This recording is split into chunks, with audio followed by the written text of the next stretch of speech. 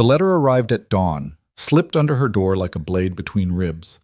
Duchess Lydia Ashbourne didn't scream, didn't weep. She read it twice, each word a small, precise cut, then folded it into thirds and placed it beneath the morning ledgers. Your husband seeks warmth elsewhere, which you cannot provide. Outside, the estate was waking. Inside, something in her had already gone cold. If you've ever felt invisible in your own life, stay with me. This is a story about a woman who refused to break, a man who built his empire on borrowed strength, and the reckoning that changes everything. Drop a comment with the city you're watching from. I want to see how far this story travels. The first crisis of the morning came before breakfast. Lydia was still at her desk when the housekeeper knocked. 3 sharp raps, the kind that meant trouble. She didn't look up from the tenant ledger she'd been reviewing since 5. "The North Well's gone dry," Mrs. Collier said. "Third family this week without water." Lydia set down her pen. "Send Garrett with the cistern cart. Tell him to take the southern route. There's a spring 2 miles past the Grimsby farm. He can fill there. And the cost? Put it on the estate account. We'll recover it in the wool sale next month." Mrs. Collier hesitated. "Your Grace, the Duke, my husband isn't here." Lydia's voice was flat, final. "I am." The housekeeper nodded and left. Lydia returned to the ledger. The numbers blurred for a moment, then sharpened. She blinked once, refocused. There was no time for anything else. The letter sat beneath the pages like a stone in her chest. Adrian Ashbourne, Duke of Ravensmoor, hadn't been home in 4 months. He was in the capital, of course. Always in the capital. Negotiating trade agreements, securing alliances, attending sessions of Parliament where his voice carried weight and his presence commanded rooms. He wrote letters, brief, formal updates about policy and weather. He sent money. He signed documents. He did everything a duke was supposed to do, except be a husband, except be a father. Lydia had stopped expecting him years ago. What surprised her now was how little it hurt. The absence had become routine, like winter or tax season, predictable, manageable, something you prepared for and survived. Until this morning. She pulled the letter out again. Read it a third time. Duchess Ashbourne, it pains me to inform you of certain rumors circulating among our circle. Your husband, the Duke, has been seen in the company of Lady Constance Hart on multiple occasions, dinners, private salons, theater boxes. I thought you should know what everyone else already whispers. Perhaps if you were more present, these indiscretions would not occur. With sympathy, Baroness Margot Sinclair. Sympathy. Lydia almost laughed. Margot Sinclair wouldn't know sympathy if it sat beside her at tea. This wasn't concern. It was a calculated strike, dressed in silk and sealed with wax. She folded the letter again, placed it in the locked drawer of her desk, the one where she kept things that didn't require immediate action but couldn't be thrown away. Then she stood, straightened her skirts, and went to check on the children. Bassam. Thomas, her son, was 7 years old and already understood disappointment. She found him in the nursery, sitting by the window with a wooden horse in his lap. He wasn't playing with it, just holding it, staring out at the long gravel drive that led to the main road. "He's not coming today," Lydia said quietly. Thomas didn't turn. "I know. Your father sent a letter. He's been delayed in the capital, important business." "He's always delayed." Lydia's throat tightened. She crossed the room and sat beside him. "Thomas?" "It's fine, Mother." His voice was small but steady. Too steady for a child. "I'm used to it." That was the worst part. He was used to it. They both were. She touched his shoulder. He leaned into her, just slightly, and she felt the weight of everything he didn't say. The questions he'd stopped asking, the hope he'd learned to bury. "I'm here," she said. "I know." He set the wooden horse on the windowsill. "You're always here." She didn't know if that was comfort or accusation. Her daughter, Eleanor, was 4 and still believed in fairy tales. Lydia found her in the garden with her nurse chasing butterflies through the rose beds. Eleanor's dress was already streaked with grass stains, her hair half tumbled from its ribbon. She saw Lydia and ran, arms outstretched, crashing into her mother's skirts with the kind of joy that hadn't yet learned to protect itself. "Mama, look, I caught one!" Eleanor opened her cupped hands. The butterfly escaped immediately, fluttering up into the morning light. "Oh." Eleanor's face fell. "It left." "They do that," Lydia said gently. "But it was beautiful while it stayed, wasn't it?" Eleanor considered this, nodded. Then she was off again, chasing the next one, her disappointment already forgotten. Lydia envied her that, the ability to reset, to hope again so quickly. She used to be like that, before 8 years of marriage taught her otherwise. The second crisis came at noon. A tenant farmer, Mr. Brennan, a broad-shouldered man with dirt under his nails and worry in his eyes, arrived at the manor house asking for the Duke. Lydia met him at the side entrance, the one she used for estate business. The formal drawing rooms were for guests. This was work. "Your Grace." Brennan removed his hat. "I need to speak with His Grace. It's urgent." "The Duke is in the capital. I'm managing the estate in his absence. What's the matter?" Brennan hesitated. Men always did. They wanted Adrian, his authority, his signature, his word. Lydia had learned not to take it personally. She'd also learned not to wait for permission. "The irrigation channel's collapsed," Brennan said finally. "The one feeding the eastern fields. If we don't fix it before planting season, we'll lose the crop." Lydia nodded. "Show me." "Your Grace, it's muddy, not fit for—" "Show me." They walked the half-mile to the eastern fields. Lydia's boots sank into the soft earth. Her skirts dragged. She didn't care. She needed to see it herself. The scope of the problem, the cost of the solution, the time they had left. The channel was worse than she expected. A full section had caved in, 20 feet of collapsed stone and sodden earth.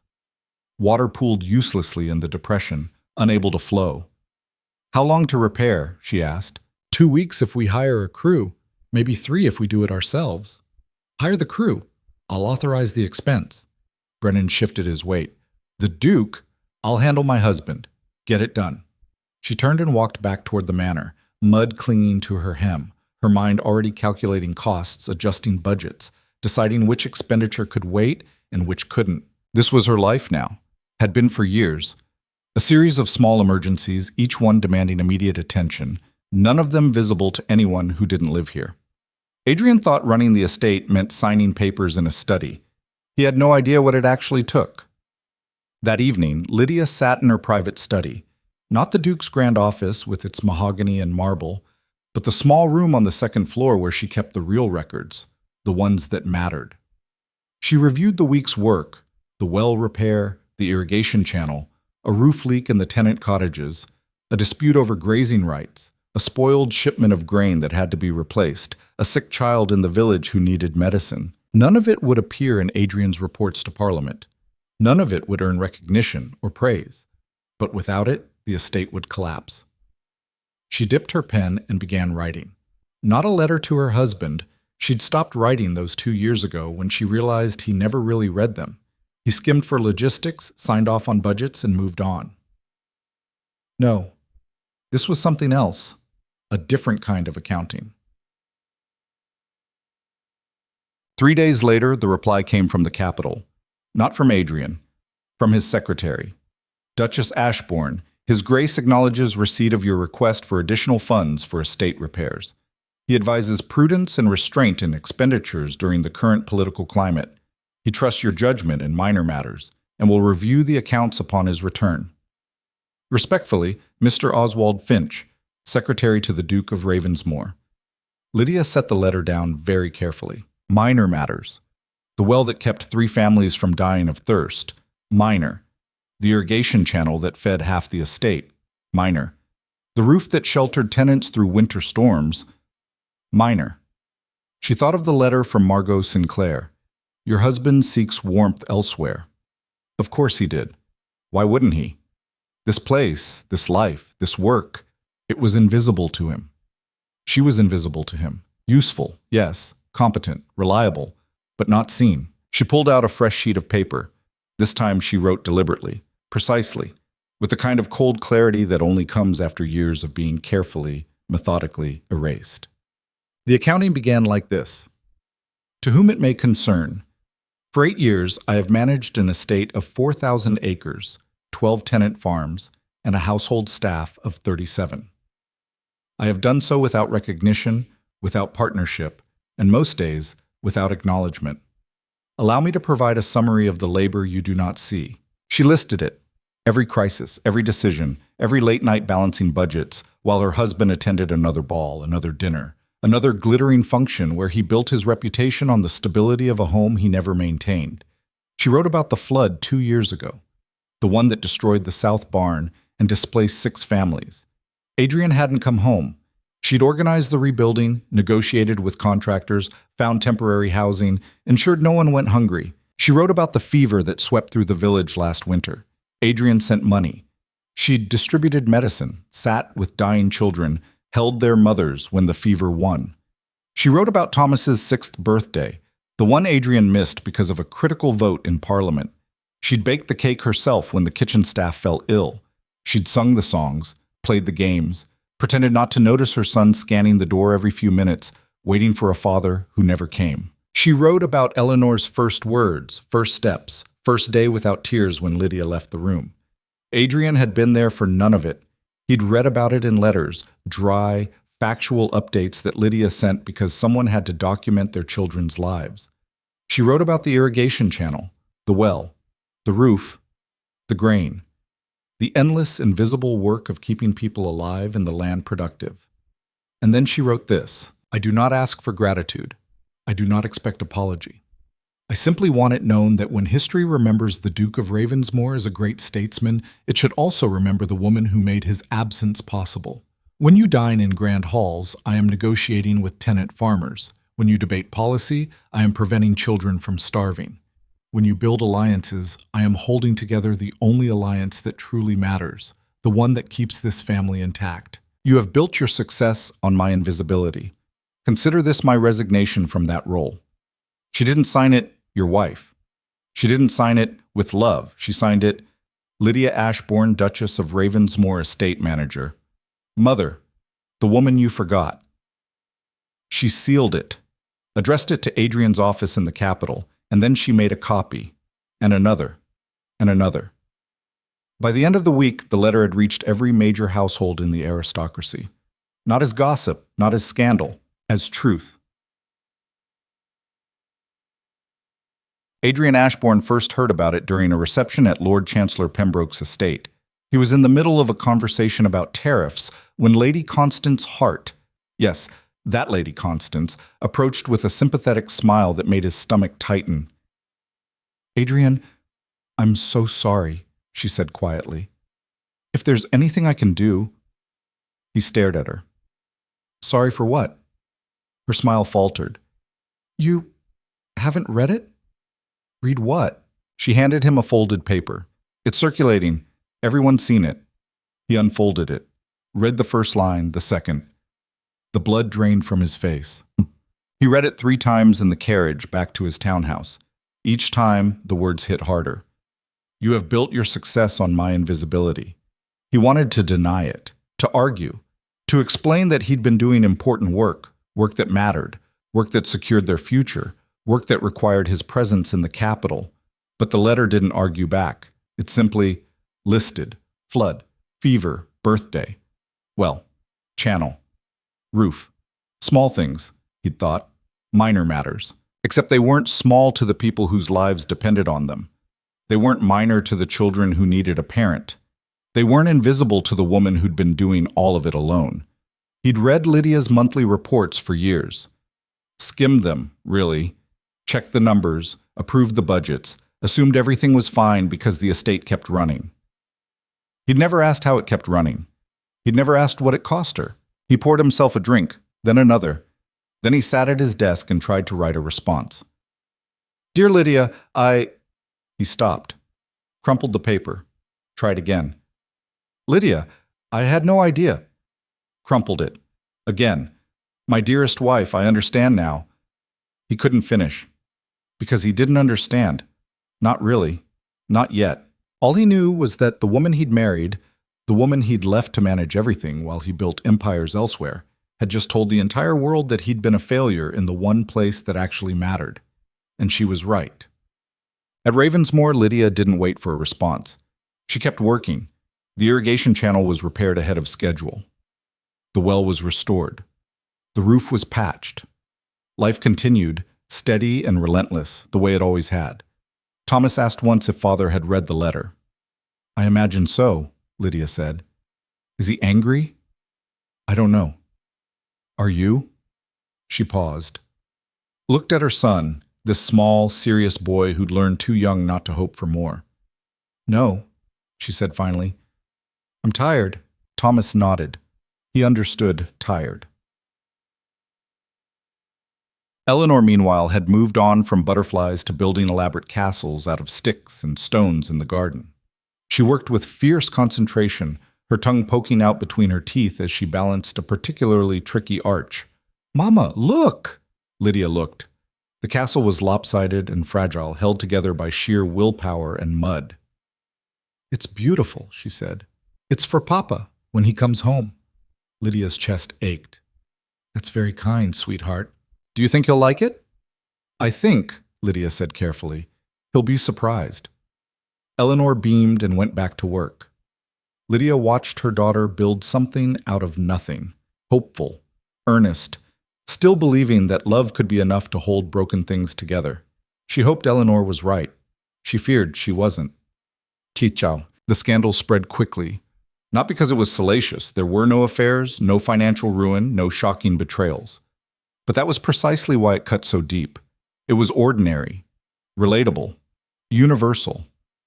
Every woman in the aristocracy knew what it felt like to be indispensable and invisible at once. Every man recognized the creeping discomfort of realizing they'd taken someone for granted so thoroughly that they'd forgotten to notice them at all. Baroness Margot Sinclair, who'd started this whole mess with her poisonous letter about Lady Constance, found herself suddenly out of favor. Her attempt to weaponize gossip had backfired spectacularly.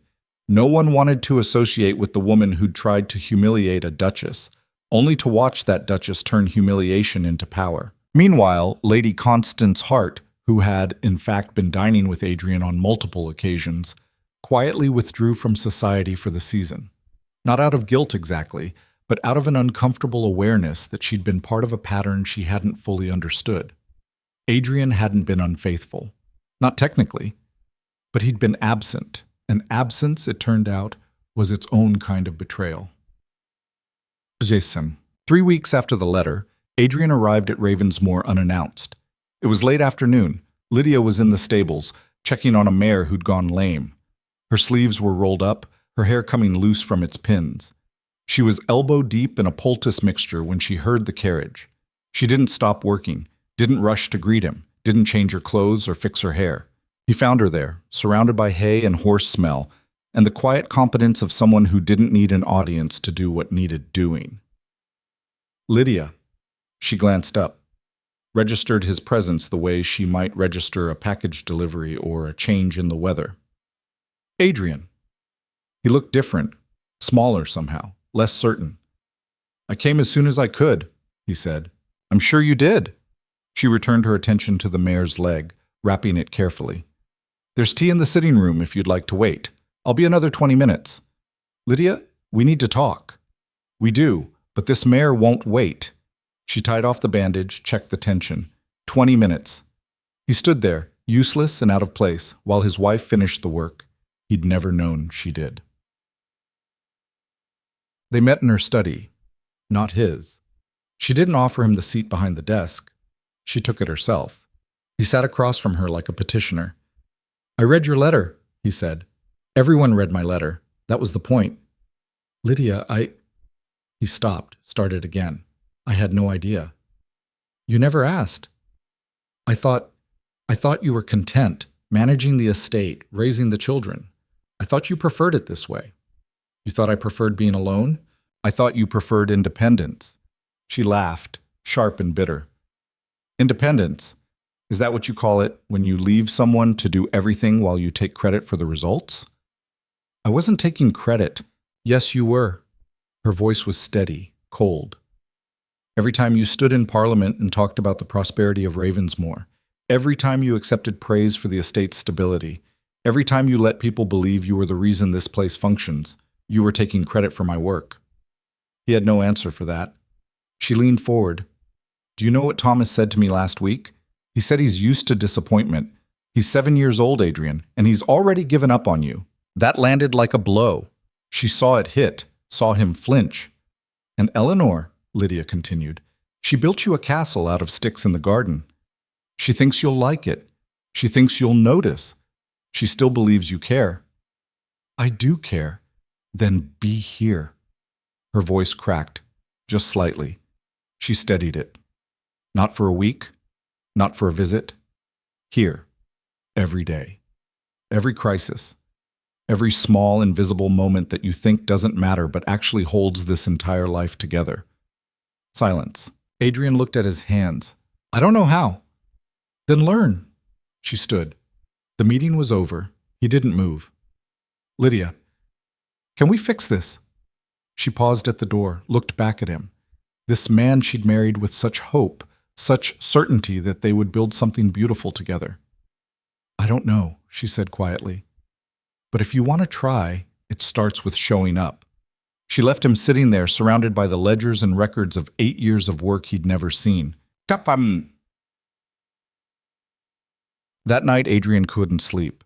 He walked the manor, this house he'd inherited, this estate he'd claimed, this life he'd assumed was his to command. He saw it differently now. The kitchen where Lydia had baked Thomas's birthday cake because the staff was ill. The nursery where Eleanor waited by the window for a father who never came. The study where his wife had spent countless nights solving problems he didn't know existed. He walked outside into the gardens, found Eleanor's stick castle, still standing in the moonlight, lopsided and fragile and made with so much love it hurt to look at. He knelt beside it, careful not to knock it over. And for the first time in 8 years, Adrian Ashbourne understood what he'd lost. Not a wife, not a partnership, a life. The one that had been here all along, waiting for him to notice. Morning came cold and clear. Adrian rose before dawn, earlier than he'd woken in years. He dressed simply, left the formal coats and cravats in the wardrobe. He went downstairs and found Mrs. Collier in the kitchen. Your Grace. She looked startled. Can I get you No, thank you. I just... Where does the Duchess usually start her day? Mrs. Collier studied him for a long moment. Then she said, The Tennant Cottages. There's a family with a sick child. She checks on them every morning. Which cottage? The Brennans. Eastern Road, half a mile past the main gate. He walked. The sun was just breaking over the fields when he reached the cottage. The door was open. He could hear voices inside. Lydia's, low and calm, and a woman's, choked with relief. Fever broke an hour ago. He's asking for breakfast. That's wonderful, Mrs. Brennan. Keep him warm and hydrated. I'll send more medicine this afternoon just to be safe. Your Grace, I don't know how to thank you. No need. I'm just glad he's better. Adrian stepped into the doorway. 2 women looked up, one he didn't know, worn and grateful.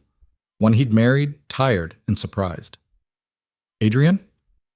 I thought I could help, he said. If you'll show me how. Lydia stared at him for a long moment. Then she nodded. All right, she said. Let's start.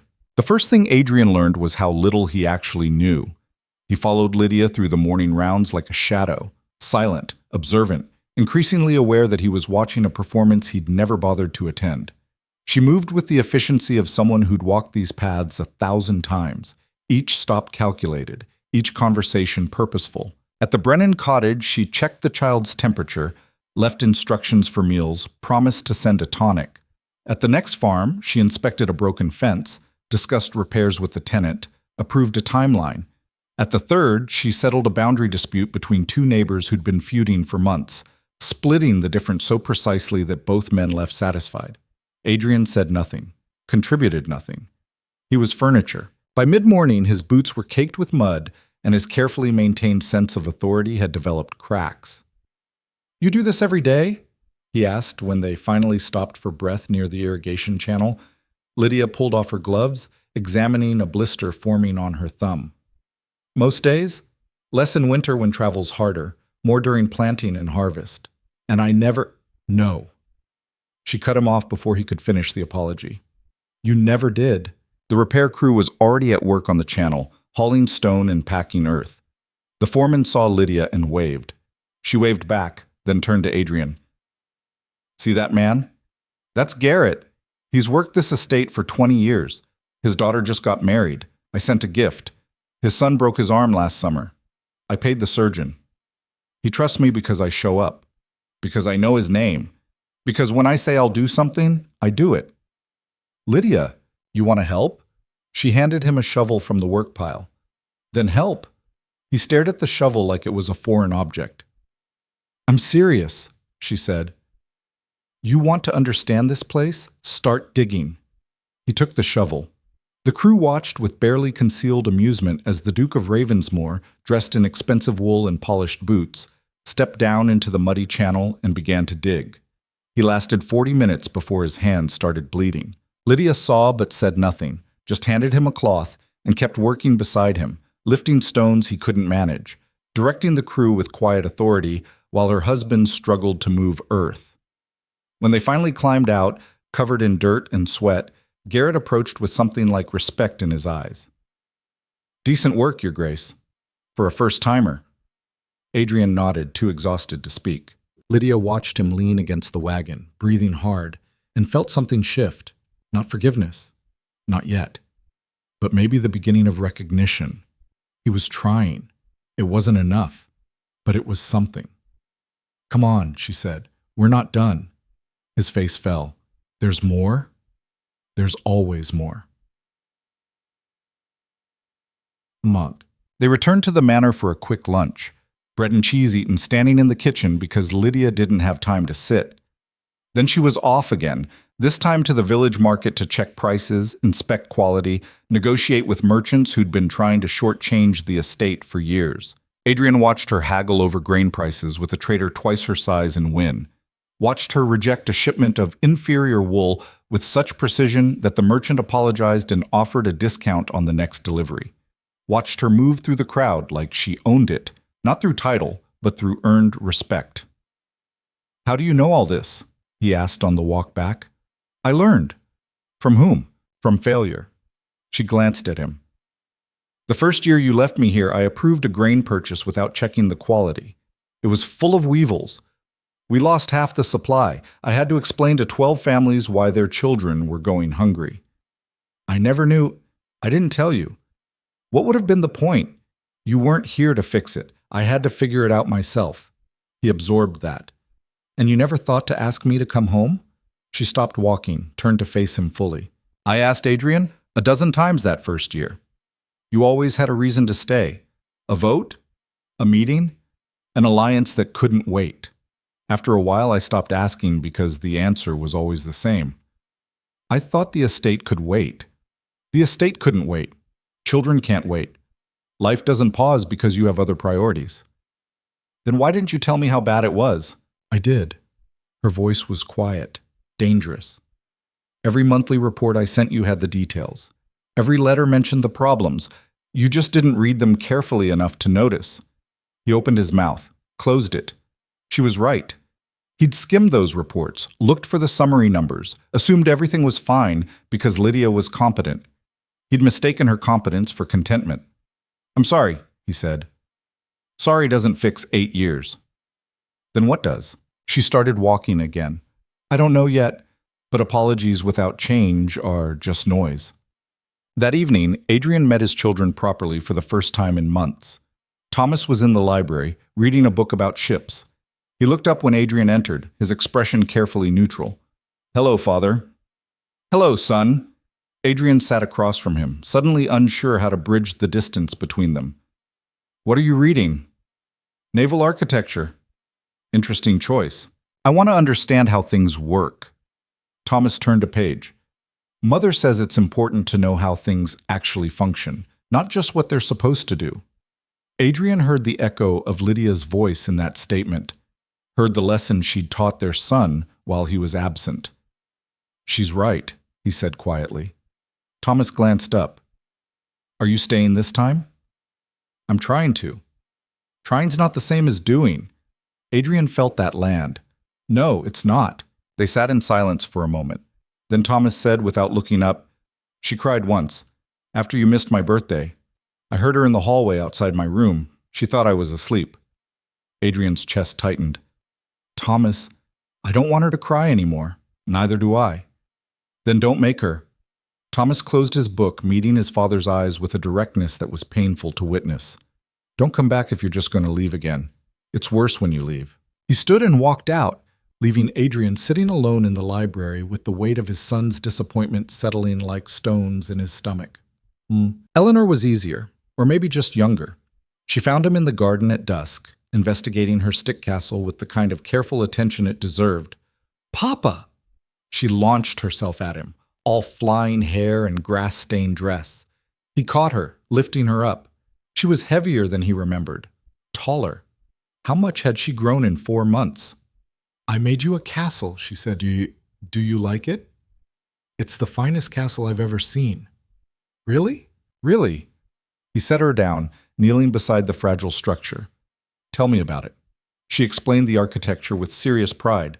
The towers, the walls, the moat she'd dug with a stick. She showed him where the princess lived, where the dragon slept, where the brave knight would eventually arrive to save the day. "Does the knight live far away?" Adrian asked. "Very far. He's on a quest." "What kind of quest?" Eleanor thought about this. "I don't know yet, but it must be important if he can't come home." Adrian's throat closed. "Eleanor," he said carefully, "what if the knight realized the most important quest was here, at home?" She tilted her head, considering. Then he'd come back. Even if people were disappointed in him? Knights make mistakes. Mama says everyone makes mistakes. What matters is fixing them. He pulled her into a hug, this small girl who still believed people could change, who still left room for hope in her stories. "You're very wise," he said. "I know." She patted his shoulder. "Mama tells me every day." Of course she did. Lydia had been both parents for so long that she'd learned to fill every role, answer every question, provide every reassurance. She'd made herself indispensable, and he'd let her. The turning point came 3 days later. Adrian had been following Lydia's routine, learning the rhythms of the estate, slowly understanding the scope of what she managed daily. He was exhausted. His hands were covered in blisters. His back ached from labor he'd never done before. But he was learning. Then the letter arrived from Parliament. It was delivered by special courier, urgent, marked with the Chancellor's seal. Adrian read it in his study while Lydia was out inspecting the wheat fields. "Duke Ashbourne, your presence is required in the capital immediately. The trade negotiations with the Eastern Coalition have reached a critical stage. Your expertise is essential. The vote is in 3 days. We cannot proceed without you. Lord Chancellor Pembroke." Adrian stared at the letter for a long time. This was exactly the kind of summons he would have answered without question a month ago. Essential, critical, his expertise required. But now he heard those words differently. Essential to whom? Critical for what? Required by people who had dozens of others who could fill his role, while here he was the only father his children had, the only husband Lydia deserved. He was still holding the letter when Lydia returned, her dress dusty from the fields, her face tired but satisfied. "The wheat looks good," she said. "We'll have a strong harvest if the weather holds." She saw the letter in his hand, saw his expression. Her face went carefully blank. "You're leaving." "No." He set the letter down. "I'm not." She didn't believe him. He could see it in her eyes. "Adrian, I saw the seal. If the Chancellor is calling, let him call." He stood, crossed to her. "I'm not going. You have responsibilities. I have responsibilities here." He gestured around the study. "This, you, Thomas, Eleanor, the people on this estate who depend on decisions being made, problems being solved, someone actually being present. You can't just abandon Parliament. I've been abandoning my family for 8 years. Parliament can survive 3 days without me. My marriage can't." Lydia stared at him. "You're serious?" "Yes. They'll be furious. Probably. You'll lose influence, alliances. People will talk. Let them." He took her hands, rough from work, strong from carrying burdens he'd never noticed. "I'm done building a legacy everywhere except here. I'm done being essential to strangers and absent to the people who actually need me." She pulled her hands away. This doesn't fix everything. I know. One decision doesn't erase 8 years. I know that too. He met her eyes. But it's a start, and I'm asking you to let me start. She was quiet for a long moment. He could see her calculating, weighing, trying to decide if this was real or just another performance that would end the moment something more important came along. What will you tell them? She asked finally. The truth. He wrote the response that night. Lord Chancellor, I regret to inform you that I will not be returning to the capital for the trade negotiations. My presence is required at Ravensmoor on matters of greater personal importance. I trust the coalition vote will proceed successfully without me. If my absence creates difficulty, I recommend consulting Lord Harrington, whose expertise on Eastern trade policy exceeds my own. I will return to Parliament when my family situation is stable. Until then, consider this my temporary withdrawal from active political service. Duke Adrian Ashbourne. He showed it to Lydia before sealing it. She read it twice. They'll think you've lost your mind. Maybe I have. Adrian, this is your career, your reputation. Everything you've built, I built it on your back. He took the letter, sealed it. I'm done with that foundation. She watched him call for the courier, watched him hand over the letter that would destroy his political standing, watched him close the door on the life he'd chosen over her. What if this isn't enough? She asked quietly. Then I'll do more. What if I can't forgive you? He turned to face her fully. Then I'll keep trying anyway. Because you were right. I built my success on your invisibility. I let you carry everything while I collected the glory, and I can spend the rest of my life apologizing, or I can spend it actually being the partner you deserved from the beginning. Pretty words. Then watch my actions. She held his gaze for a long moment. Then she nodded, once, and left him standing there with the smoking candle and the sent letter and the future he'd just gambled on a marriage he'd almost destroyed. The response from Parliament arrived faster than expected. It came 2 days later, not from the Chancellor, but from 3 separate lords, each letter increasingly urgent. Your withdrawal is unacceptable. The coalition depends on your participation. Reconsider immediately. Adrian read them all. Then he filed them in a drawer and went to help Garrett repair the western fence line. Lydia found him there at midday, hammering posts into hard ground, while Garrett offered corrections. Not like that, Your Grace. Angle it more. There. Yes. Good. She watched for a moment before interrupting. The Chancellor sent another letter. I saw. He's threatening to strip your committee appointments. Let him. Adrian, Lydia. He set down the hammer, wiped sweat from his forehead. I made a choice. I'm staying. Even if it costs you everything? It's not costing me everything. I'm just realizing what everything actually is. Garrett, wisely, found an excuse to check the far end of the fence line. Lydia crossed her arms. This is insane. You're throwing away years of work. I'm reclaiming years I lost. He stepped closer. Do you know what Thomas said to me the other day? He said trying isn't the same as doing. He's 7 years old and he's already learned not to trust my promises. He's learned to protect himself. From me. His own father. Adrian's voice cracked slightly. I did that. Not Parliament. Not politics. Me. And I can't undo it from the capital. She was quiet. He could see her struggling. Part of her wanted to protect him from this decision, from the consequences he was inviting. Part of her wanted to let him burn, to see if he really meant it. The Baroness Sinclair's hosting a salon next week, she said finally. Everyone who received my letter will be there, including people who think I destroyed your career for attention. Then we'll go. Together. Adrian, they'll eat you alive. Good. Let them see what happens when you finally prioritize the right things. She studied him, this man she'd married, who'd seemed so different then, so certain and strong and reliable, who'd turned out to be none of those things when it mattered, who was now standing in a field, covered in dirt, choosing her over everything else. It was terrifying, because if he failed again, if he left again, if this was just another performance, she couldn't survive it. One more chance, she said. That's all you get. I know. If you leave, I won't. You don't know that. Something could happen, something urgent, something that pulls you away, and suddenly it's been 4 months again, and he kissed her. Not romantically, not passionately, just a firm, grounding press of lips that said, "I'm here," more clearly than words could. When he pulled back, her eyes were wide. "I'm not leaving," he said. "Even when it's hard, even when it's urgent, even when people demand it, I'm staying." She didn't say she believed him, but she didn't say she didn't. That night, Adrian made a decision that would change everything. He sat in Lydia's study, her space, not his, and began writing a different kind of letter. Not to Parliament, not to colleagues or allies or powerful men who expected his presence, to the people of Ravensmoor, to the tenants, farmers, families, and workers of this estate. For 8 years, you have been served by Duchess Lydia Ashbourne while I pursued political ambitions in the capital.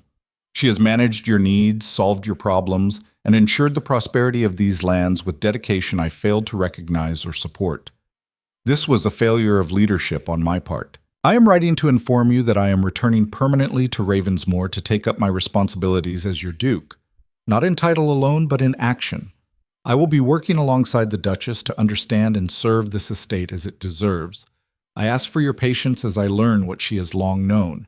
I ask for your honesty when I fail to meet your needs.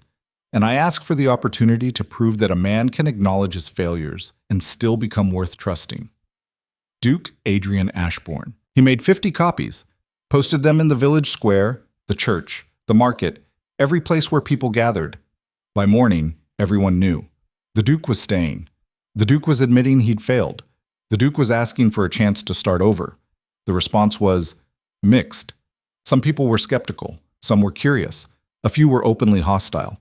Why should they trust him now after years of absence? But one farmer, old Mr. Brennan, whose child Lydia had saved, said something that spread through the community like wildfire. Man who admits he's wrong is rarer than hen's teeth. Let's see if he means it. It was more grace than Adrian deserved. He intended to earn it. The salon at Baroness Sinclair's estate was everything Lydia had warned him about. The room fell silent when they entered. Every eye tracked them, some sympathetic, most curious, a few openly hostile.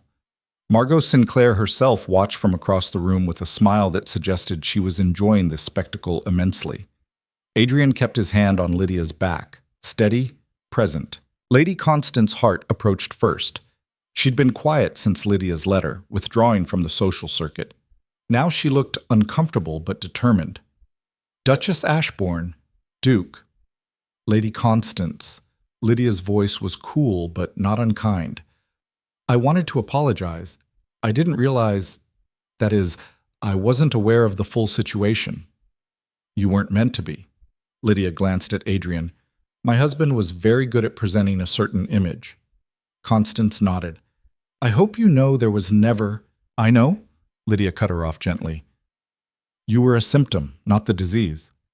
The honesty of it seemed to startle Constance. She nodded again and retreated. Then Margot Sinclair made her move. She glided over with her circle of followers, her expression dripping false sympathy. Duke Ashbourne, how brave of you to show your face after such a public confession of failure. Adrian felt Lydia tense beside him. He squeezed her hand gently. Baroness, he said evenly, thank you for hosting. And yes, failure should be public when it's been so profound. That wasn't the response she'd expected. Her smile faltered. Surely you're being too hard on yourself. I'm being accurate. He looked around the room at all the watching faces. I built a career on the assumption that my wife's work was invisible and unimportant. I was wrong. And when she made it visible, I had a choice: defend my ego or acknowledge the truth. He turned back to Margot. I chose truth. I know that's not always popular in these circles, but I'm learning to care more about what's right than what's comfortable. The room was dead silent. Margot's face went through several expressions before settling on cold fury. How noble! I'm sure it's easier to be noble when your wife did all the difficult work. Yes, Adrian agreed, which is why I'm done letting her do it alone. He pulled out a piece of paper, not a letter this time, but something else. He'd worked on it for 3 days with Lydia's help, though she didn't know he planned to share it publicly. This is an accounting, he said to the room, not of money or property, but of labor. My wife's labor over 8 years.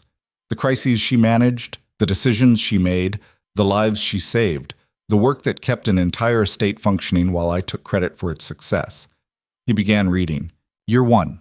Managed a flood that displaced 6 families. Rebuilt South Barn. Negotiated contractor rates. Found temporary housing. Prevented famine. The room was riveted.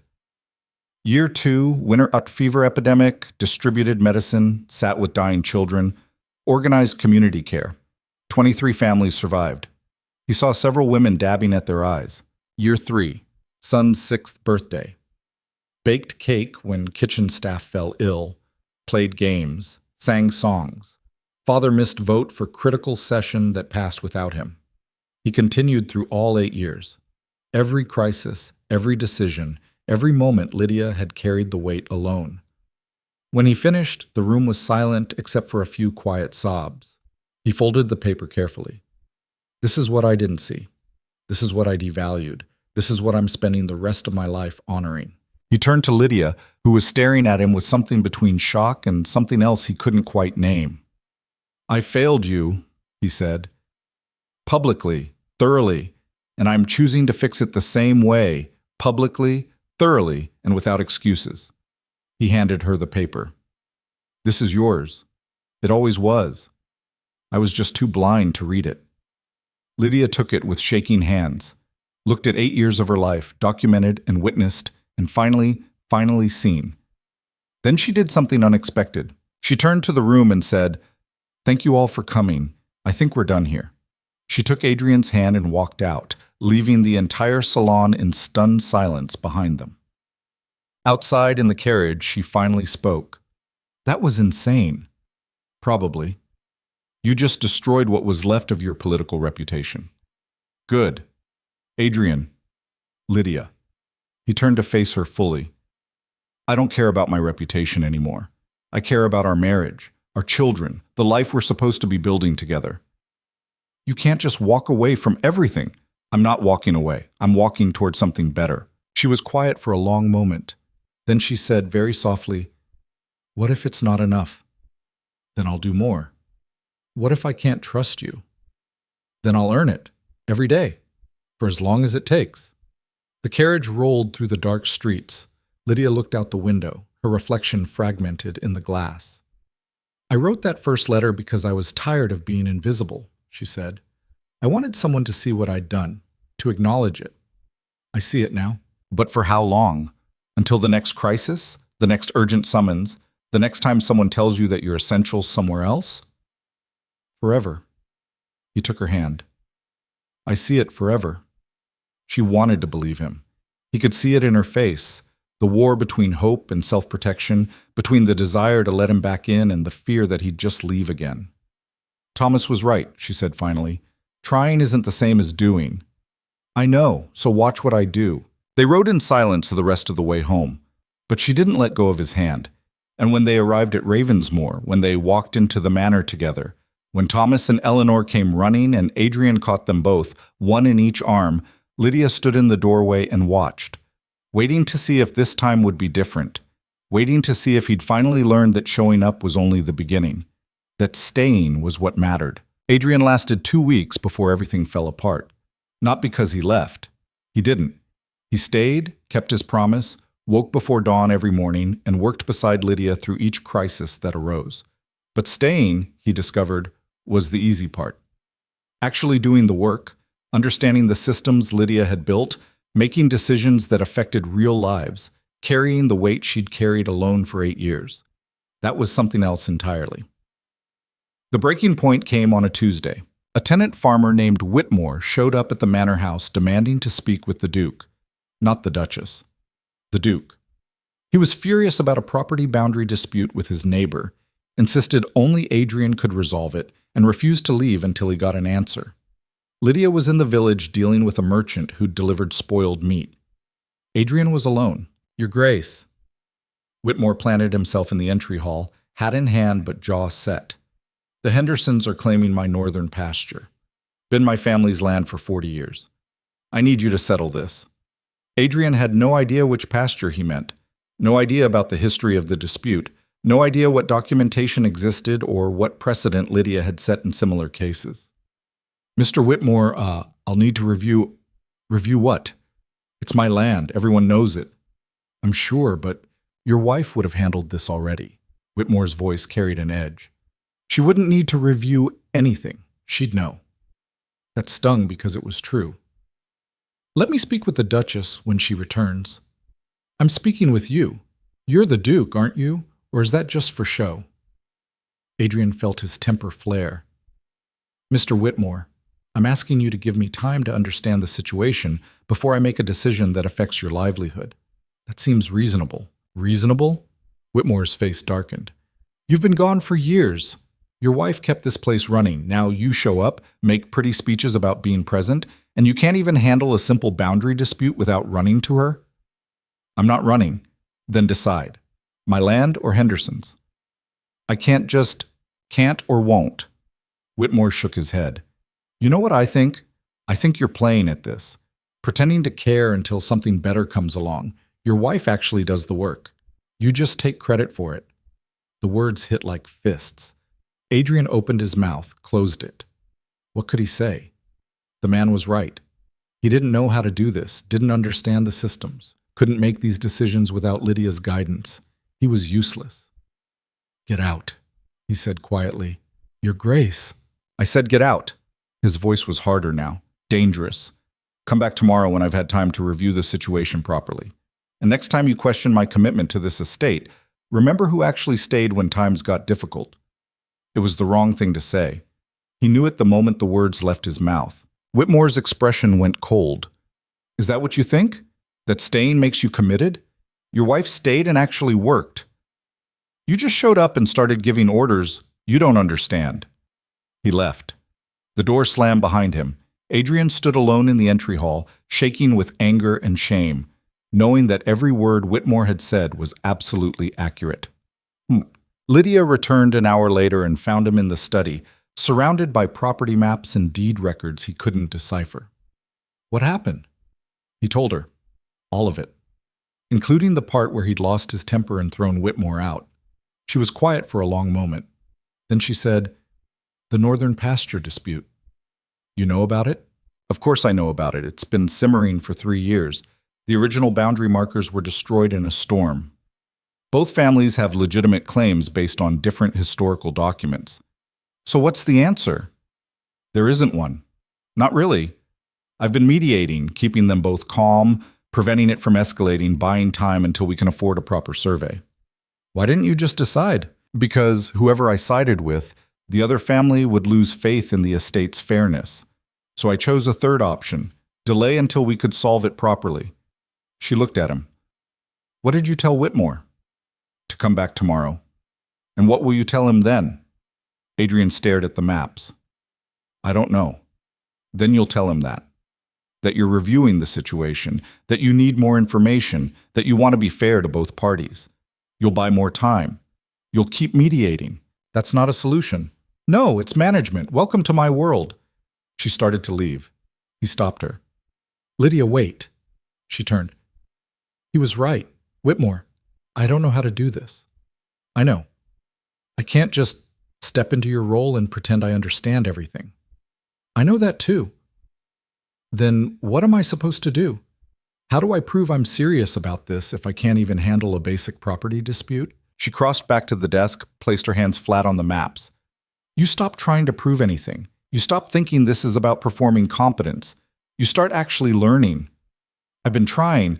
You've been following me around. That's not the same as learning. Her voice wasn't cruel, just honest. You want to understand this place? Start asking questions. Take notes. Admit when you don't know something instead of pretending you do. Stop acting like a duke and start acting like a student. People won't respect that. People don't respect incompetence either. And right now, that's what you're showing them, someone who claims authority without knowledge. She straightened. You want their respect? Earn it. The same way I did. By doing the work until you actually understand it. She left him there with the maps and the records, and the crushing weight of realizing that good intentions weren't enough. He'd thought showing up would be the hard part. He'd been wrong. The next morning, Adrian swallowed his pride and did something he'd never done before. He asked for help. Not from Lydia. She was already carrying too much. and he didn't want to lean on her more than he already had. Instead, he went to Garrett, the foreman who'd been working the estate for 2 decades. He found him at the equipment barn, repairing a plow blade. "Garrett," the foreman looked up. "Your Grace, I need to learn, actually learn, how this place works, how the systems function, what the history is, and I need someone to teach me who isn't my wife."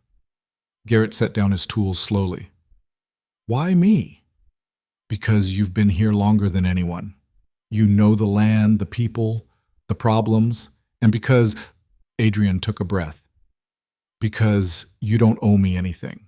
You won't soften the truth to spare my feelings. You want honesty? I need it." Garrett studied him for a long moment. Then he nodded toward the plow. "Grab that hammer. If you're going to learn, you're going to work." They spent the morning repairing equipment. While they worked, Garrett talked about crop rotations and soil health and which fields flooded in heavy rain, about the families who'd lived here for generations and the new tenants who'd arrived last year, about the agreements Lydia had negotiated, the systems she'd built, the careful balance she maintained between the estate's needs and the people's welfare. "She's brilliant," Garrett said, hammering a rivet into place. "Most duchesses would just collect rents and leave the managing to stewards. She actually cares, actually shows up." "I'm starting to understand that." "You've got a long way to go." Garrett handed him a wrench. "The northern pasture dispute? That's been a powder keg for years. Your wife kept it from exploding by treating both families fairly, never showing favoritism, always being honest about the limitations." "What would you do?" "What she's doing. Wait. Mediate. Keep the peace until we can afford a proper resolution." He glanced at Adrian. "I know it's not satisfying. You want to fix things fast. But some problems don't have fast solutions. They have careful ones." Adrian absorbed that. "Whitmore thinks I'm useless." "Whitmore thinks everyone's useless unless they agree with him immediately." Garrett wiped grease from his hands. "But he's not wrong that you've got to earn this. Showing up is step 1. Learning is step 2. Actually being useful, that's step 3, and it takes time." "How much time?" "Depends on how hard you work at it." Adrian looked at the equipment barn, at the tools and the machinery, and the complexity of systems he'd never noticed because they'd always just worked, because Lydia had made them work. "Teach me," he said. "Everything." Garrett smiled, just slightly. "Better clear your schedule." The lessons were brutal. Garrett didn't soften anything.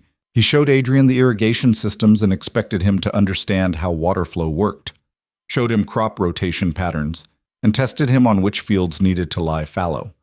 Took him through every barn, every storehouse, every piece of equipment, explaining maintenance schedules and replacement costs and why certain tools were essential while others were luxuries. Adrian took notes, filled 3 notebooks in the first week, his hand cramped from writing. His head ached from information overload. But he learned. He learned that the eastern fields needed lime added to the soil every 3 years to maintain pH balance. That the well repairs weren't just about convenience, they were about preventing disease in the dry season. That the grain shipments had to be inspected before payment because one bad batch could poison livestock. He learned the names of every tenant family, their histories, their struggles, the child who'd survived the fever, the widow who needed help with repairs, the young couple trying to start a farm with no capital. He learned that Lydia didn't just manage the estate, she held together a community, and he learned how much he'd failed to see. 2 weeks into his education, disaster struck. A fire broke out in the southern grain storage. Not the main barn, thank heaven, but a smaller structure that held seed stock for spring planting. By the time someone sounded the alarm, half the building was engulfed. Adrian was with Garrett in the eastern fields when they saw the smoke. They ran. The scene was chaos. Flames leaping from the roof. People running with buckets from the well. Lydia in the center of it all, directing traffic, organizing bucket lines, evacuating nearby structures before the fire could spread. "North side," she shouted. "We need water on the north side or it'll jump to the hay barn." Adrian grabbed a bucket, joined the line, hauled water until his shoulders screamed and his lungs burned from smoke. It took 3 hours to bring it under control. By the time the flames were finally out, the grain storage was a smoking ruin and everyone was covered in soot and exhaustion. Lydia found him sitting against the well, coughing. "Are you hurt?" He shook his head. Couldn't speak yet. She sat beside him. Her dress was ruined. Her face was streaked with ash. Her hands were shaking, just slightly, the only sign of how scared she'd been. "How bad?" he managed. "Could have been worse. We saved the hay barn. That was the critical thing." She wiped her forehead, leaving another smudge. "But we lost the seed stock, about 40% of what we needed for spring planting. Can we replace it?" "Not easily. Not at this time of year. Most suppliers are already committed to other estates." "Then what do we do?" She was quiet for a moment. "I don't know yet. That scared him more than the fire had. Lydia always had a plan, always had 3 backup options. Hearing her say, 'I don't know,' was like watching the ground shift under his feet. "We'll figure it out," he said. She looked at him. This man who'd shown up 2 weeks ago thinking he could learn 8 years of knowledge overnight, who'd stumbled through every crisis, who was covered in soot and still couldn't solve the problem. "Will we?" Her voice was quiet, exhausted. "Because I've been figuring it out alone for 8 years. And I'm tired, Adrian. I'm so tired." It was the first time she'd admitted it. He put his arm around her. She didn't pull away, just leaned against him, too exhausted to maintain the walls she'd built. "You're not alone anymore," he said. "Aren't I?" She closed her eyes. "You're trying. I see that. But trying doesn't put out fires. Trying doesn't replace seed stock. Trying doesn't solve problems that need actual solutions." "Then tell me what to do. I'll do it." "That's the problem. I can't keep telling you what to do. That's just me managing you the same way I manage everything else. You need to know. On your own. Without me." "I'm learning." Not fast enough. She stood brushing ash from her skirts. "There's a council meeting in 3 days. All the tenant farmers. They'll want answers about the fire, about replanting, about whether the estate can recover. They'll look to you for leadership." "What should I tell them?" "I don't know. That's the point." She met his eyes. "I've been making these decisions alone for too long. I need a partner, not another child to instruct. And right now you're still learning what a partner needs to already know." She walked away, leaving him sitting by the well with the smoking ruin behind him, and the weight of her words settling like stones. Adrian didn't sleep that night. He sat in the study, surrounded by supply records and planting schedules and agricultural journals, trying to understand the scope of the problem.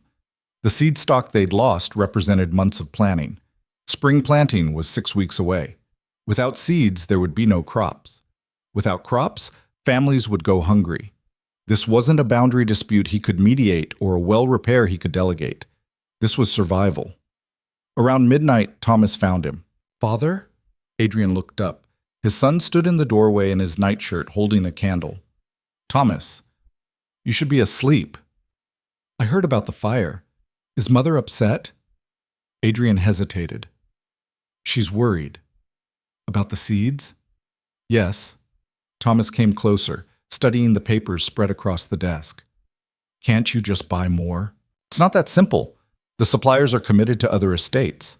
We'd have to pay premium prices for emergency delivery, and even then—" He stopped, looked at his son.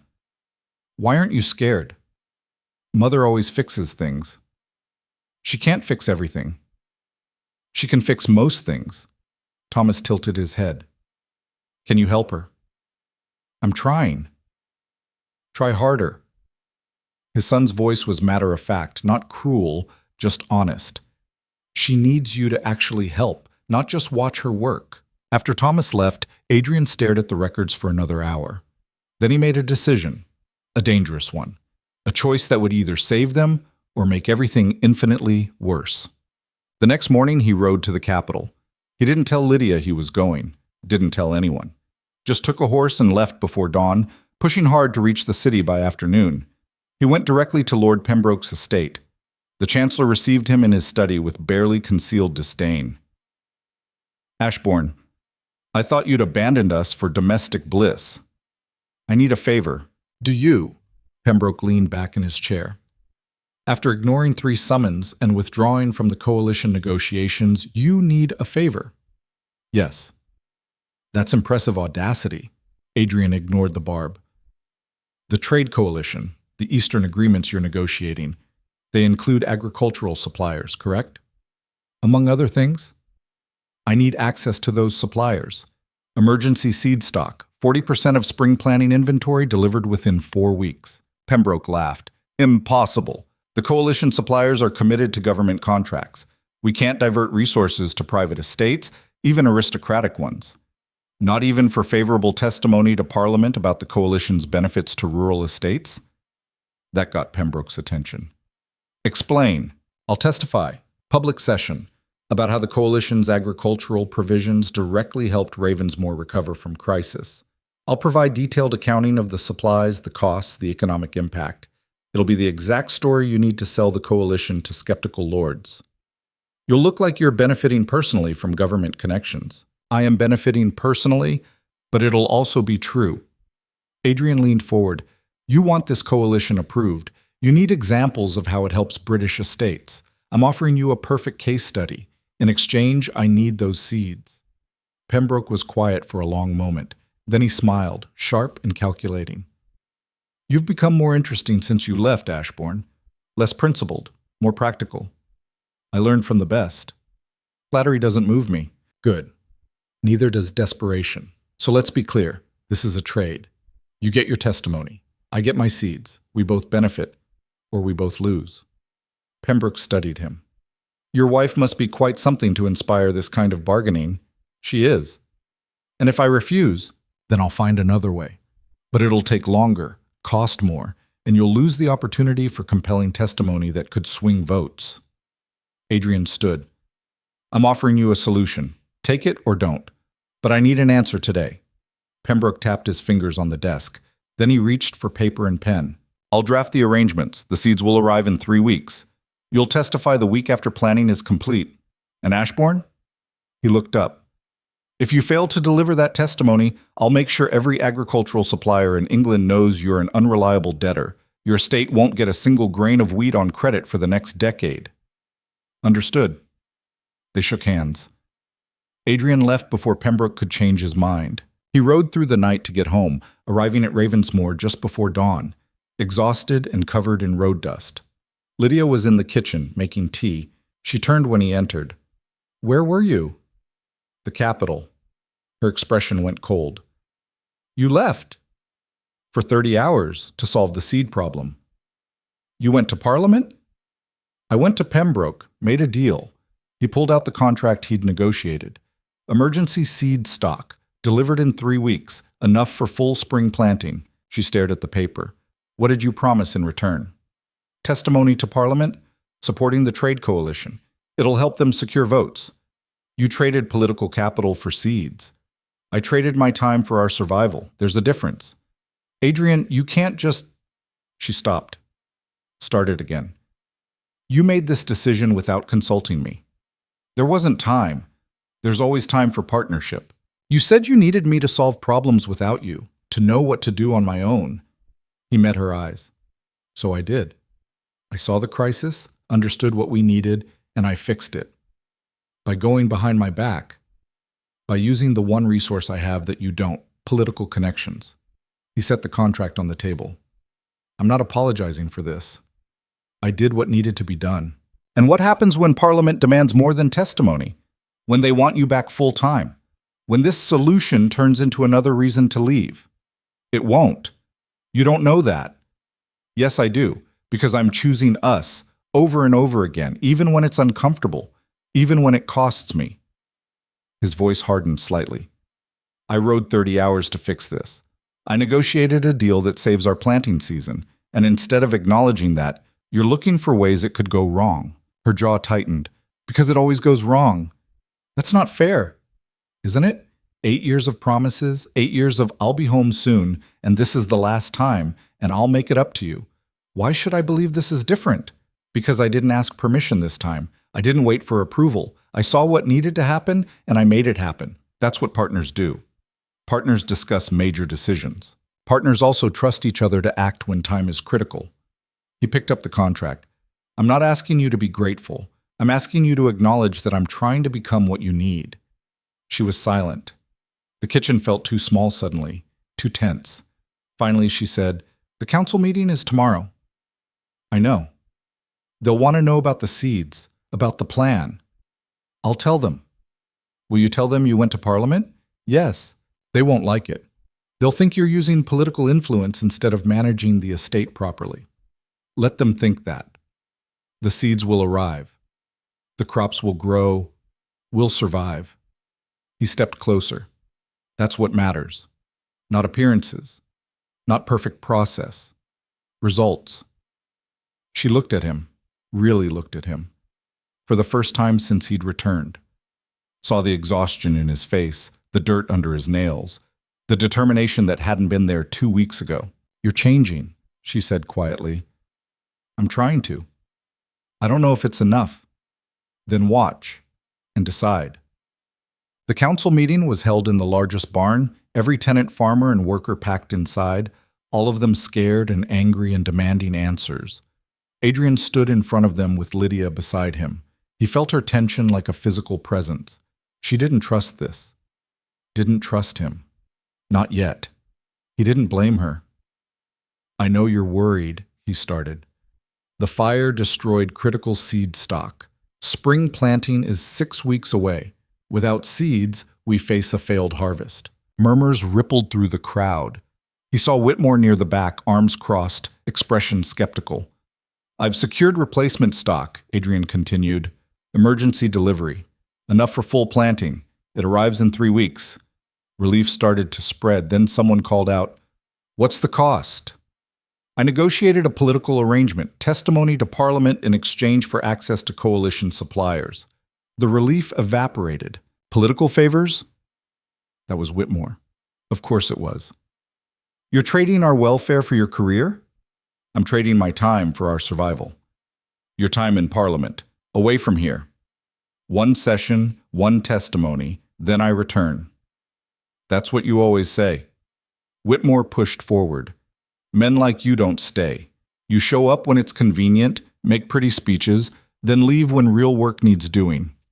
I'm here now. For how long? Whitmore looked around the barn. How long before the next crisis calls you away? How long before we're back to depending on the Duchess while you collect glory elsewhere? Adrian felt Lydia tense beside him, felt the crowd shift, uncertain, wanting to believe but afraid to trust. He made a choice. You want guarantees? He pulled a document from his pocket, one he'd prepared the night before, working by candlelight while everyone slept. This is a legal transfer of estate management authority to Duchess Ashbourne. Full decision-making power, binding and permanent. The barn went silent. Lydia turned to stare at him. Adrian, what? I'm removing my authority as Duke over estate operations and transferring it to you, legally, irrevocably. He held up the document so everyone could see. Every decision, every crisis, every negotiation, your authority, your judgment, final. You can't. I can, and I am. He looked at the crowd. You want to know if I'll stay? If I'm serious?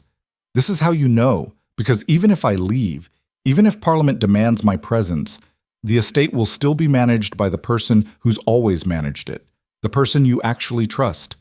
He handed Lydia the document. Her hands were shaking. This isn't partnership, she said quietly. This is abdication. No. It's acknowledgement. He turned to face her fully.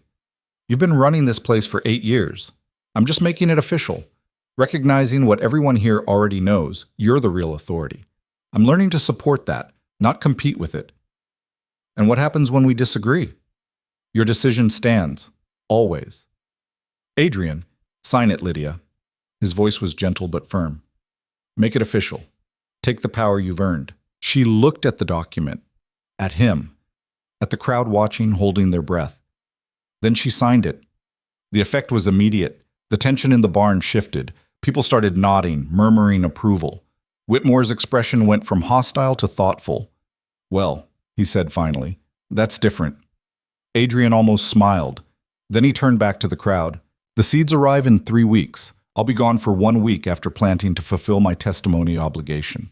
While I'm gone, Duchess Ashbourne will continue managing the estate as she always has. When I return, I'll continue learning how to support her work. That's the arrangement, take it or leave it. Someone near the front started clapping, then another. Within moments, the whole barn was applauding. Not for him, he realized, for Lydia, for the woman who'd kept them alive while he'd been absent. He stepped back. Let her have the moment. Let them see what he'd finally learned to see. That night, Lydia found him in the study. She held the signed document in her hand. You gave me everything. I gave you what was already yours. Adrian, do you understand what you've done? You've made yourself subordinate to me, in front of everyone. Good. How is that good? Because it's honest. He looked up at her. I've spent 8 years claiming authority I didn't earn, pretending to manage an estate I didn't understand, taking credit for work I didn't do. That document doesn't change reality. It just acknowledges it. She sat down slowly. And when Parliament asks you to return full-time, I'll refuse. They'll withdraw their support. Your political career will end. Then it ends. He reached for her hand. Lydia, I don't know how else to prove this to you. I've stayed. I've learned. I've given you legal authority. I've sacrificed political capital to solve our crisis. What else can I do? I don't know. Her voice was small, uncertain. I've been alone for so long. I don't know how to trust this. Then don't trust me yet. Trust the contract. Trust the legal transfer. Trust the fact that even if I wanted to reclaim authority, I can't. It's yours now. She looked at the document. At 8 years of invisible labor, finally recognized. Finally official. I'm still angry, she said. I know. I'm still scared you'll leave. I know that too. And this doesn't fix everything. No, but it's a start. She was quiet for a long moment. Then she said, the seeds arrive in 3 weeks. Yes. We'll need to organize distribution, plan the planting schedule, coordinate with every tenant family. I'll help. You'll need to learn the systems first, the crop rotations, the field assignments, the timing requirements. Then teach me. She met his eyes, searching for something, maybe finding it. All right, she said finally. Let's see if you can actually learn. They worked through the night, planning the spring planting, organizing logistics, preparing for the critical weeks ahead. And for the first time in 8 years, Lydia wasn't working alone. She still didn't fully trust him, but she let him help. And that, Adrian thought, might be enough to start rebuilding what he'd broken. 3 days later, the second letter arrived from Parliament. Not a request this time, a summons. Mandatory attendance. The trade coalition vote was being moved up. They needed Adrian's testimony immediately, not in 4 weeks. Now. The timing was impossible. The seeds would arrive in 10 days. Planting had to begin immediately after. He couldn't leave now. Couldn't abandon Lydia during the most critical period of the agricultural year. But if he refused this summons, Pembroke would cancel the seed delivery. They'd lose everything. He sat in the study, staring at the letter, feeling the trap close around him. Lydia found him there an hour later. She read the summons. Her face went pale. You have to go. I can't. The planting, if you don't go, we lose the seeds. If I go, I leave you alone during the crisis. I've been alone during every crisis. Her voice was flat, empty. This isn't different. Yes, it is. I promised. You promised before. She set down the summons. And now Parliament is calling, and you have to answer because if you don't, we all suffer. Lydia, just go, Adrian. She turned toward the door. Do what you have to do. I'll manage. I always do. That's not fair. She spun back. Fair? You want to talk about fair? You made a deal that required you to leave during the most important 3 weeks of the year. You promised to stay, and now you can't. And I'm supposed to what? Understand? Be supportive? I didn't know they'd move the vote. You should have anticipated it, should have protected against it, should have... She stopped, took a breath. It doesn't matter. The point is you're leaving, again, just like you always do. I'll come back. When? After the planting? After the crops fail because I'm one person trying to coordinate work that needs 2? I'll only be gone 4 days. 4 days during the most critical period. 4 days when every decision matters. 4 days when I needed you here. Her voice cracked on the last word. Adrian stood, reached for her. She stepped back. Don't. Don't touch me and promise it'll be fine. Don't tell me you'll make it up to me. Don't... She wrapped her arms around herself. Just go. Do your testimony. Save your political career, and when you come back, we'll see what's left. Lydia, please, get out. I'm not leaving like this. You already are. She met his eyes. You've been leaving for 8 years. This is just one more time. At least now I know not to expect anything different. She walked out, and Adrian stood alone in the study, holding the summons that would either save them or destroy everything he'd been trying to build. Adrian didn't sleep. Couldn't. He sat at the desk until dawn, the summons in front of him, weighing every option and finding them all wanting. Go to Parliament and prove Lydia right, that he'd always choose politics over family when forced to decide. Stay home and lose the seeds, condemning the estate to a failed harvest and proving himself useless in a different way. There had to be another option, something he wasn't seeing. He was still staring at the letter when Thomas appeared in the doorway. "Father, why are you awake?" Adrian looked at his son, 7 years old and already expecting disappointment. "Couldn't sleep." "Is it about Parliament?" "How did you know?" "I heard Mother crying." Thomas came closer. "She only cries when you're leaving." That hit like a punch to the chest. Adrian pushed the letter aside. "Come here." Thomas climbed into the chair beside him, small, serious, too aware of adult problems. "I don't want to go," Adrian said quietly. "But if I don't, we lose the seeds we need to plant crops. And if we don't plant crops, people go hungry. So you have to go. That's what the letter says." Thomas was quiet for a moment. Then he said, "What if you didn't go yourself?" "What do you mean?" "You have to give testimony, right? About the seeds and the estate and how the coalition helped?" "Yes. But does it have to be you? Or just someone who knows the truth?" Adrian stared at his son. "Thomas, Mother knows everything about the estate. She knows more than you do. She could testify." "Women don't testify to Parliament." "Maybe they should." Thomas tilted his head. "If the problem is that you need someone to tell Parliament the truth, and Mother knows the truth better than anyone, why can't she tell them?" It was such a simple question, such an impossible suggestion, and yet Adrian grabbed a fresh sheet of paper and started writing. "What are you doing?" Thomas asked. "Something either brilliant or completely insane." He kept writing, his hand moving faster now. "Go get your mother. Tell her I need to speak with her. Right now." Thomas ran. Lydia arrived 10 minutes later, still in her dressing gown, eyes red from crying she'd thought no one heard. Thomas said it's urgent. "It is." Adrian handed her the letter he'd been drafting. "Read this." She scanned it. Her expression shifted from confusion to disbelief. "You can't be serious." "I'm completely serious." "Adrian, this is—" "Parliament doesn't allow women to testify. It's never been done. There's no law against it, just tradition, and tradition isn't the same as prohibition. Pembroke will never agree to this. Pembroke needs compelling testimony about how the coalition benefits rural estates. You can provide that better than I can. You know every detail, every cost, every impact. You're the actual story he wants to tell." "I'm a woman. You're the Duchess of Ravensmore. You hold legal authority over estate management. I gave it to you in front of witnesses 3 days ago. You have standing." She read the letter again. It was a formal request to Parliament asking permission for Duchess Ashbourne to provide testimony in place of the Duke due to her superior knowledge of estate operations and her legally recognized authority as primary manager. "This will cause a scandal," she said. "Good. Scandals get attention, and attention on you, on the work you do, on the reality of estate management. That's exactly what Pembroke needs to make his coalition look progressive and modern. Or it makes him look like he's allowing unconventional arrangements that undermine parliamentary dignity. Then he'll refuse and we'll know he never actually cared about honest testimony. He just wanted a compliant aristocrat to rubber stamp his agenda." Adrian stood. "But if he accepts, if he lets you testify, then you get to tell the truth, your truth, in front of the most powerful men in England, and they have to listen." Lydia stared at him.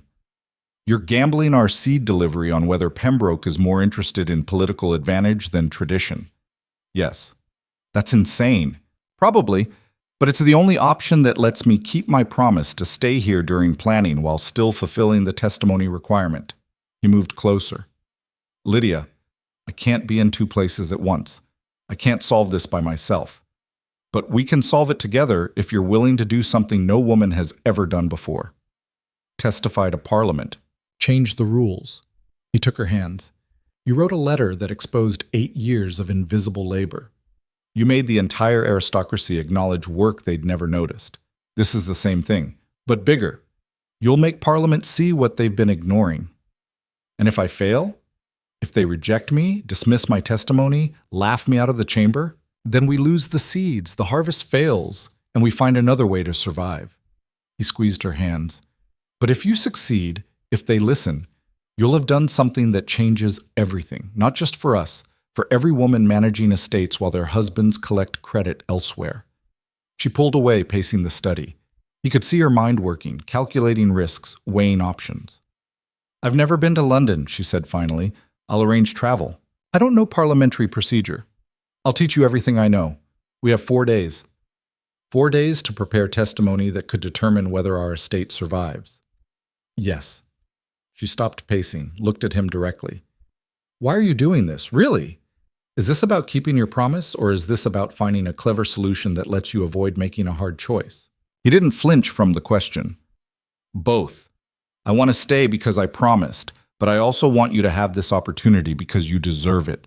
You deserve to stand in front of those men and make them see what they've ignored. You deserve recognition that isn't filtered through me or diminished by my presence. And if Pembroke refuses, then I go myself and break my promise. Again. And you were right about me all along. She held his gaze for a long moment. Then she picked up the letter. Send it. Let's see what he says.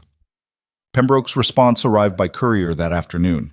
Adrian opened it with Lydia standing beside him, both of them tense. He read it aloud. Ashbourne, your proposal is highly irregular and potentially disastrous. It also might be brilliant. I'll allow Duchess Ashbourne to testify under the following conditions. First, her testimony must be flawless. Any sign of incompetence or uncertainty will reflect badly on the coalition and on me personally. Second, you will be present in the chamber, not testifying, but available to provide support if needed. Third, if this experiment fails, you will resume your parliamentary duties immediately and permanently. No more domestic retreats.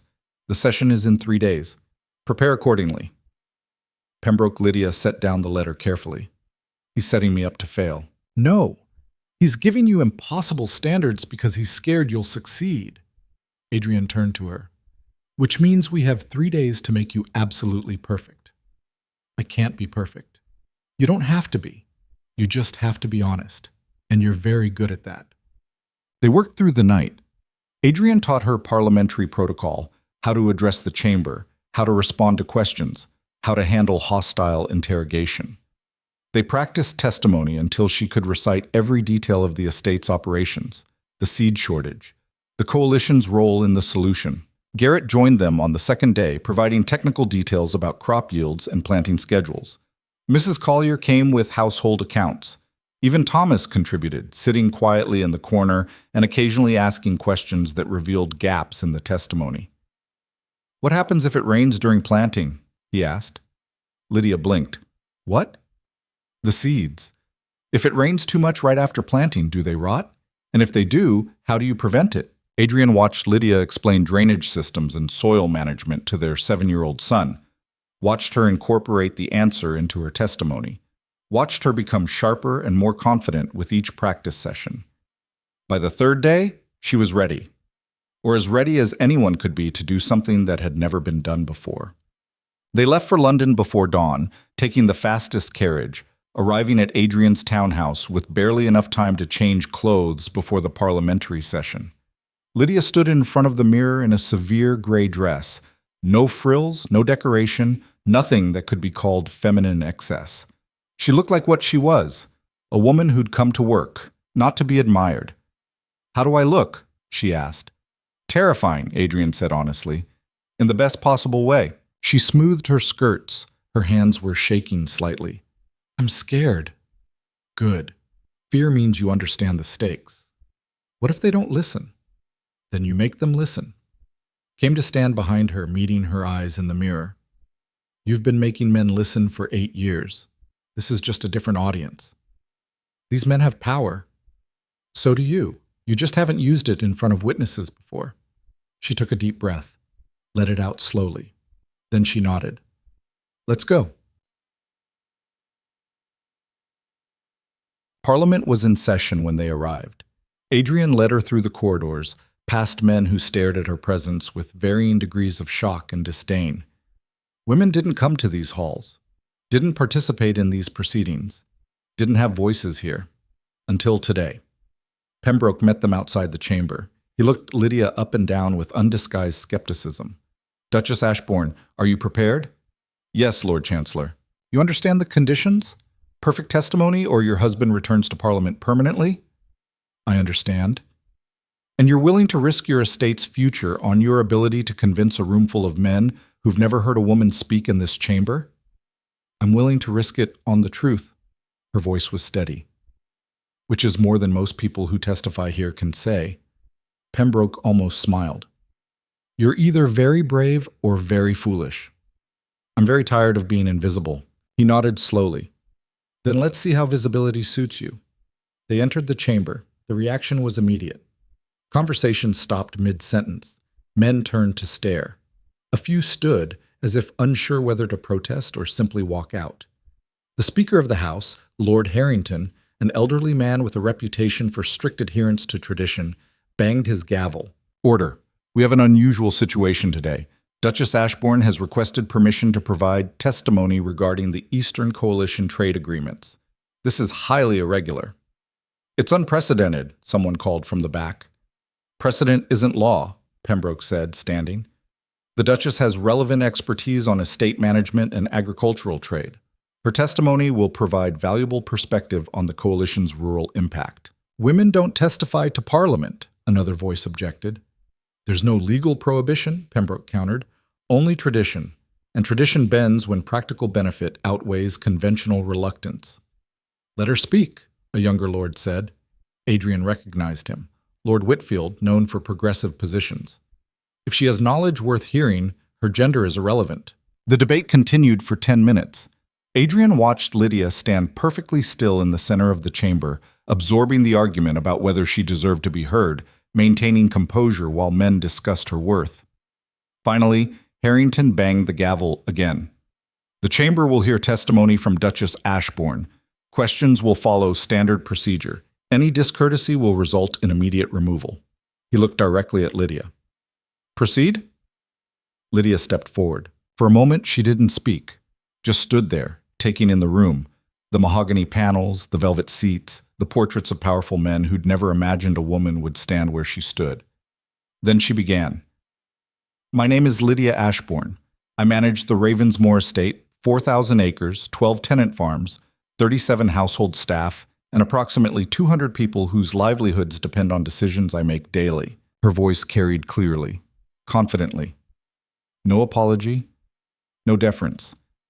3 weeks ago, a fire destroyed our seed storage. 40% of our spring planting inventory was lost. Without replacement seeds, our harvest would fail. Families would go hungry. The estate would suffer economic collapse.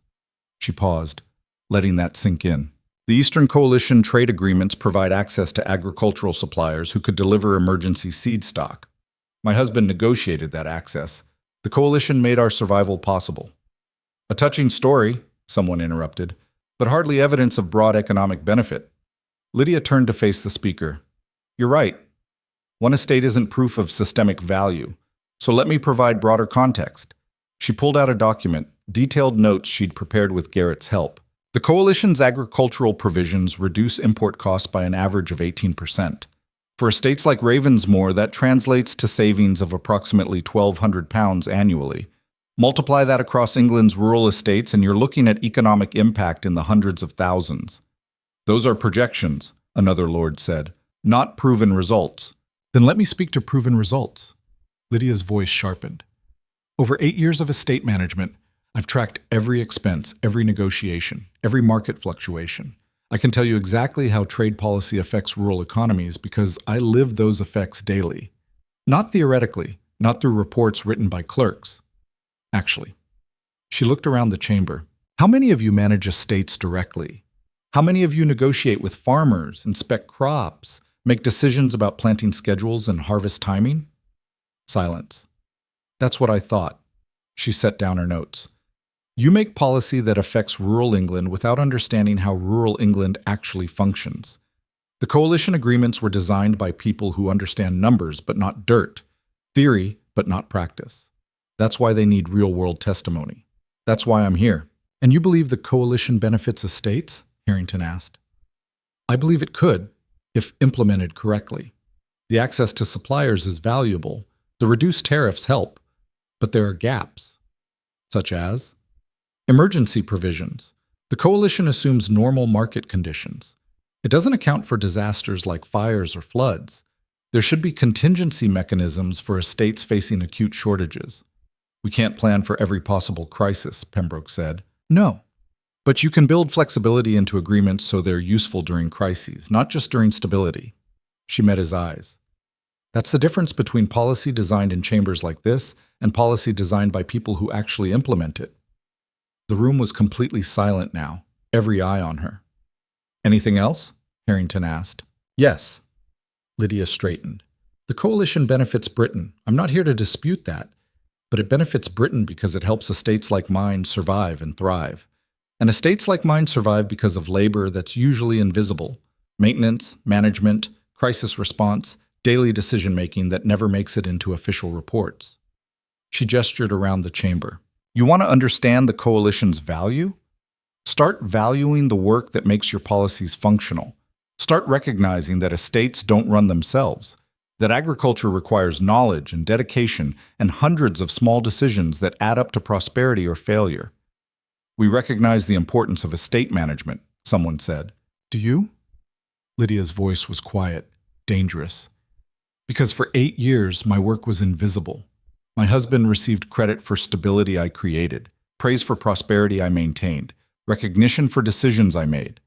And when I finally made my labor visible, people were shocked, not because the work was new, but because they'd never bothered to notice it before. She paused. The coalition is like that. You see the trade agreements, the tariffs, the numbers. You don't see the farmers implementing them, the estates depending on them, the families whose survival rests on whether these policies actually work in practice. Your point, Duchess? Harrington's tone wasn't hostile, just curious. My point is that good policy requires understanding implementation. And understanding implementation requires listening to people who do the work, even when those people are unconventional, even when they're women. The silence stretched. Then Pembroke stood. Thank you, Duchess Ashbourne.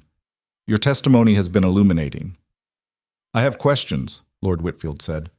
As do I, another lord added. For the next hour, they questioned her. Technical details about crop yields and planting schedules. Economic projections about tariff impacts. Logistical challenges of emergency supplier access. Every question designed to expose gaps in her knowledge or reveal inexperience. Lydia answered every single one. Precisely. Confidently. With the kind of detailed understanding that only came from 8 years of actual work. Slowly, the hostility in the room shifted to something else. Not quite respect. Not yet. But recognition. Acknowledgement that she knew what she was talking about. That her presence here wasn't symbolic or political. It was substantive. Finally, Harrington banged his gavel. The chamber thanks Duchess Ashbourne for her testimony. We'll take it under advisement during coalition deliberations. Lydia nodded. Thank you for listening. She turned to leave. Adrian stood to follow. Then something unexpected happened. Lord Whitfield started clapping, slowly at first. Then others joined. Not everyone. Some lords sat stone-faced, clearly disapproving. But enough. Enough that the applause filled the chamber, acknowledging something that had never been acknowledged before. A woman's voice. In Parliament. Speaking truth. Lydia paused at the door, looked back at the room. At men who doubted her, questioned her, tried to dismiss her, and failed. She didn't smile, didn't wave, just nodded once and walked out. Adrian followed, his chest tight with something he couldn't quite name. Pride, relief, recognition that his wife had just done something extraordinary. And fear, because now that she'd tasted this kind of power, this kind of visibility, he had no idea if she'd be willing to return to the quiet invisibility of estate management. Or if she'd want more. Totem. They didn't speak until they reached the townhouse. Lydia went straight to the sitting room, poured herself a drink with shaking hands, and downed it in one swallow. I can't believe I just did that. You were incredible. I was terrified. You didn't show it. She poured another drink. They hated me at first. I could feel it, the outrage that I dared to speak. And then you made them listen anyway. Some of them, not all. She set down the glass. Pembroke looked furious near the end. Pembroke looked threatened. There's a difference. Adrian crossed to her. You didn't just provide testimony. You exposed how little they understand about the policies they create. That's dangerous for men who've built careers on assumed expertise. Will he cancel the seed delivery? No. He needs the coalition to pass, and your testimony, like it or not, just became his best evidence that it should. She sat down heavily. What happens now? Now we go home. The seeds arrive in 5 days. We plant, we survive. And Parliament? Votes on the coalition in 2 weeks. Your testimony will be part of the record. It'll influence the outcome. He knelt beside her chair. You changed things today, Lydia. Really changed them. I'm not sure I want to change things. I just wanted to keep my promise, to stay home, to help you with planting. I know. But you did both. You kept me home, and you gave them testimony they'll never forget. She looked at him, really looked at him, for the first time since they'd left Ravensmoor. You gave this to me, this opportunity. You earned it long before I noticed. Still, you could have gone yourself, could have kept the glory, maintained your political position. Instead, you handed it to me. Because you deserved it more. She was quiet for a long moment. Then she said very softly, I'm still angry at you. I know. 8 years doesn't disappear because of one grand gesture. I know that too. But, she hesitated. But maybe this is a start. Maybe watching you choose me, choose us, choose something harder than just leaving, maybe that's worth something. It's worth everything to me. She touched his face, gentle, uncertain, like she was relearning how to trust touch. Let's go home. We have planting to do. Set. They arrived back at Ravensmoor 2 days later. The seeds had already been delivered, massive wagons full of grain, all of it catalogued and inspected by Garrett, who met them at the manor with a grin. Duchess, Duke, welcome back. Everything's ready. Quality? Lydia asked. Better than expected. Pembroke actually delivered premium stock. Probably wants to make sure your testimony looks good in retrospect. Or he wants to make sure we succeed so he can take credit, Adrian said. Either way, we've got what we need. Garrett handed Lydia a detailed inventory. Planting starts tomorrow at dawn. Everyone's ready. That night, the entire estate gathered in the main barn. Every tenant farmer, every worker, every family that depended on the success of spring planting. They filled the space, creating warmth against the late winter cold. Lydia stood in front of them, with Adrian beside her. The seeds are here, she said simply. Tomorrow we plant. It'll be hard work, long days, everyone contributing, but if we do this right, we'll have the harvest we need. What about Parliament? Someone called. What did they say? Lydia glanced at Adrian. He nodded. They listened, she said. For the first time, they actually listened to someone who knows how estates really function, and they're going to vote on the coalition based partly on what I told them. You testified? That was old Mr. Brennan. To Parliament? Yes. A woman testified to Parliament, his wife said, wonder in her voice. A woman who knew what she was talking about, Lydia corrected. Gender didn't matter, knowledge did. Whitmore stepped forward from the back of the barn. The man who'd challenged Adrian at the council meeting, who'd accused him of playing at commitment. Your Grace, he addressed Lydia formally. I owe you an apology.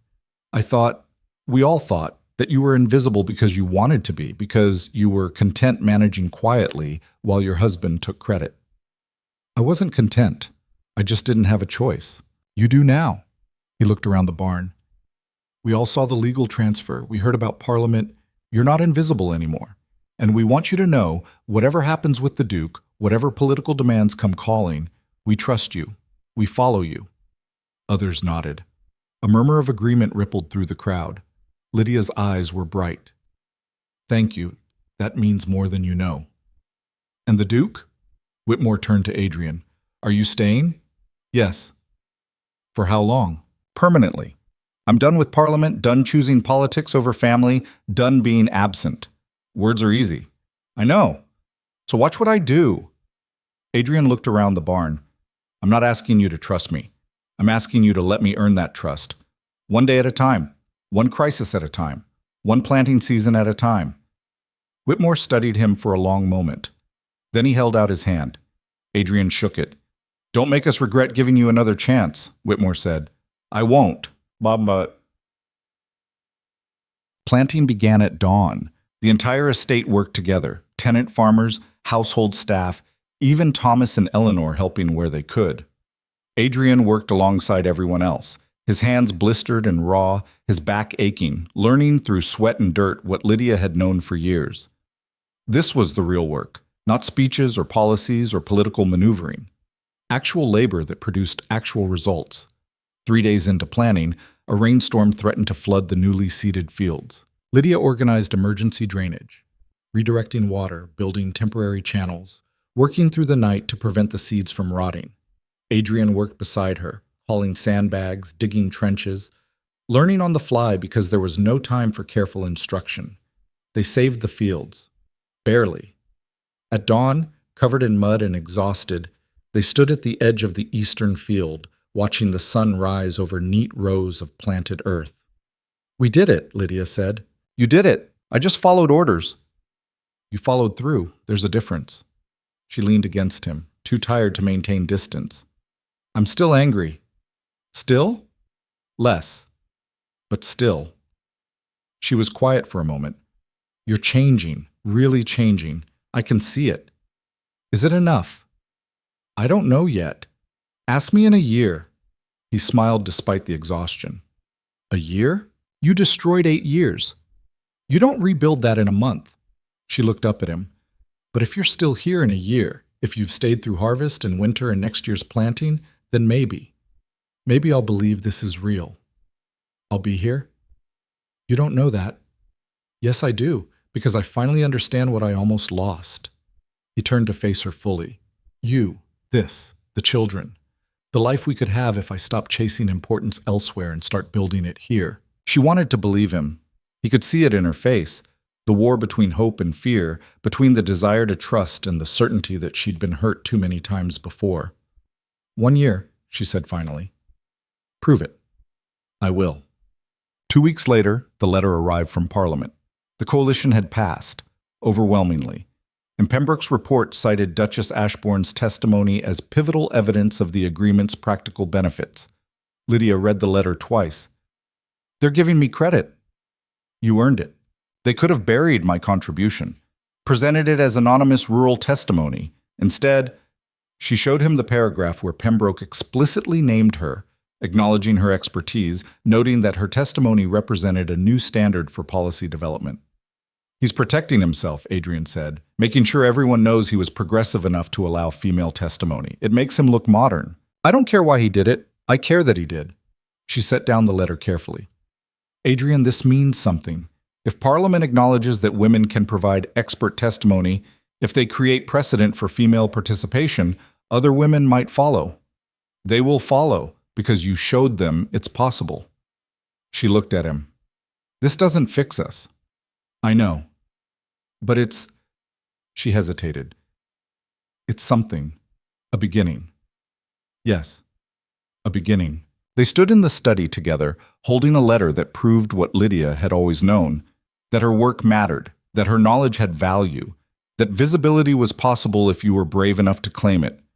Outside, the planted fields stretched toward the horizon, seeds growing in dark earth, small green shoots beginning to emerge, life returning after crisis.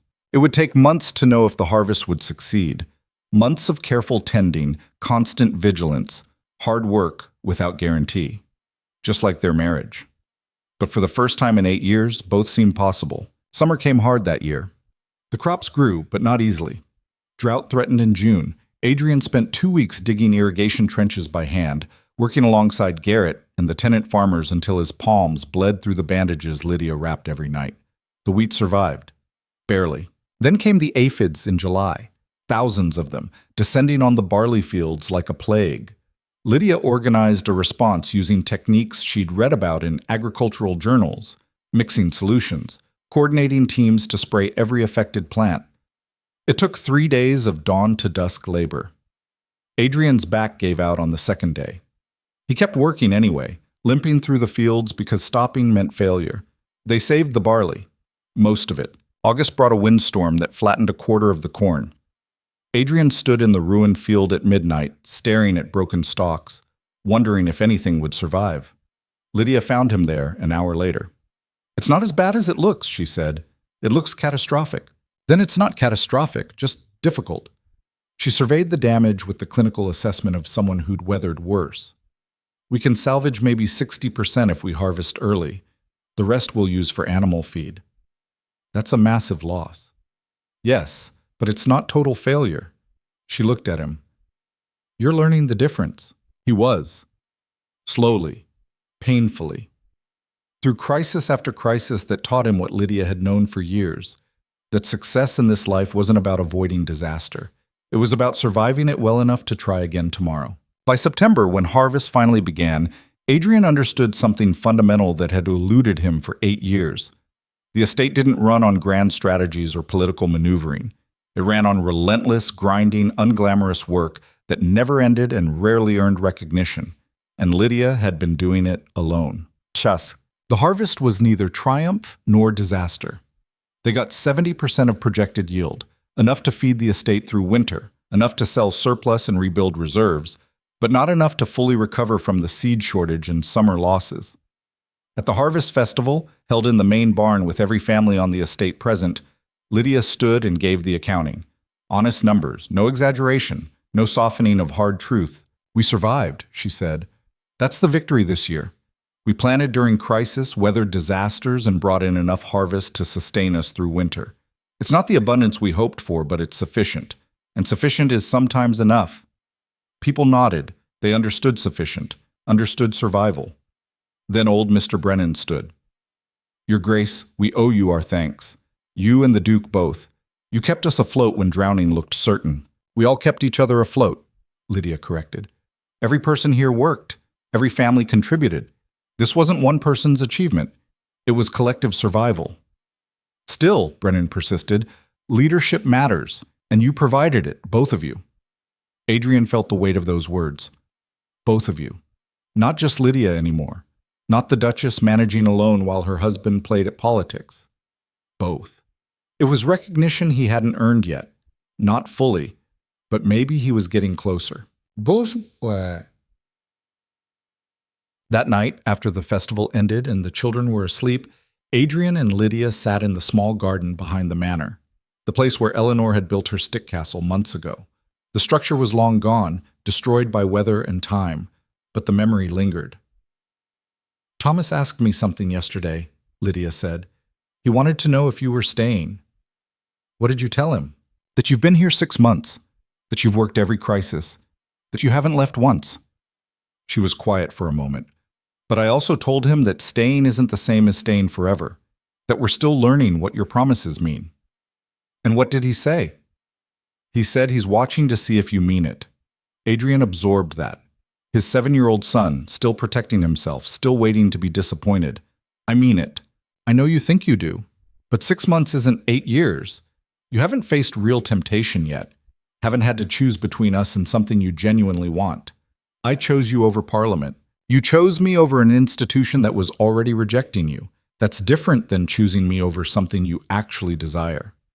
She turned to face him. "What happens when Pembroke offers you a position you really want? When an opportunity comes that excites you, challenges you, makes you feel important in ways estate management never will?" "I won't take it." "You don't know that." "Yes, I do. Because I've learned something these past 6 months." He reached for her hand. She let him take it, though her fingers stayed tense. "I've learned that importance isn't the same as meaning. Parliament made me feel important, powerful, influential, significant. But it didn't mean anything. Not really. I was one voice among hundreds, making policies that affected people I never met, solving problems I didn't understand." He gestured toward the estate, dark under the night sky. "This means something. Every decision affects people I know by name. Every crisis has faces attached. Every success or failure shows up in real lives, not abstract reports. That's meaning. And I was an idiot for taking so long to see it. Pretty words again. Then ignore the words. Look at my hands.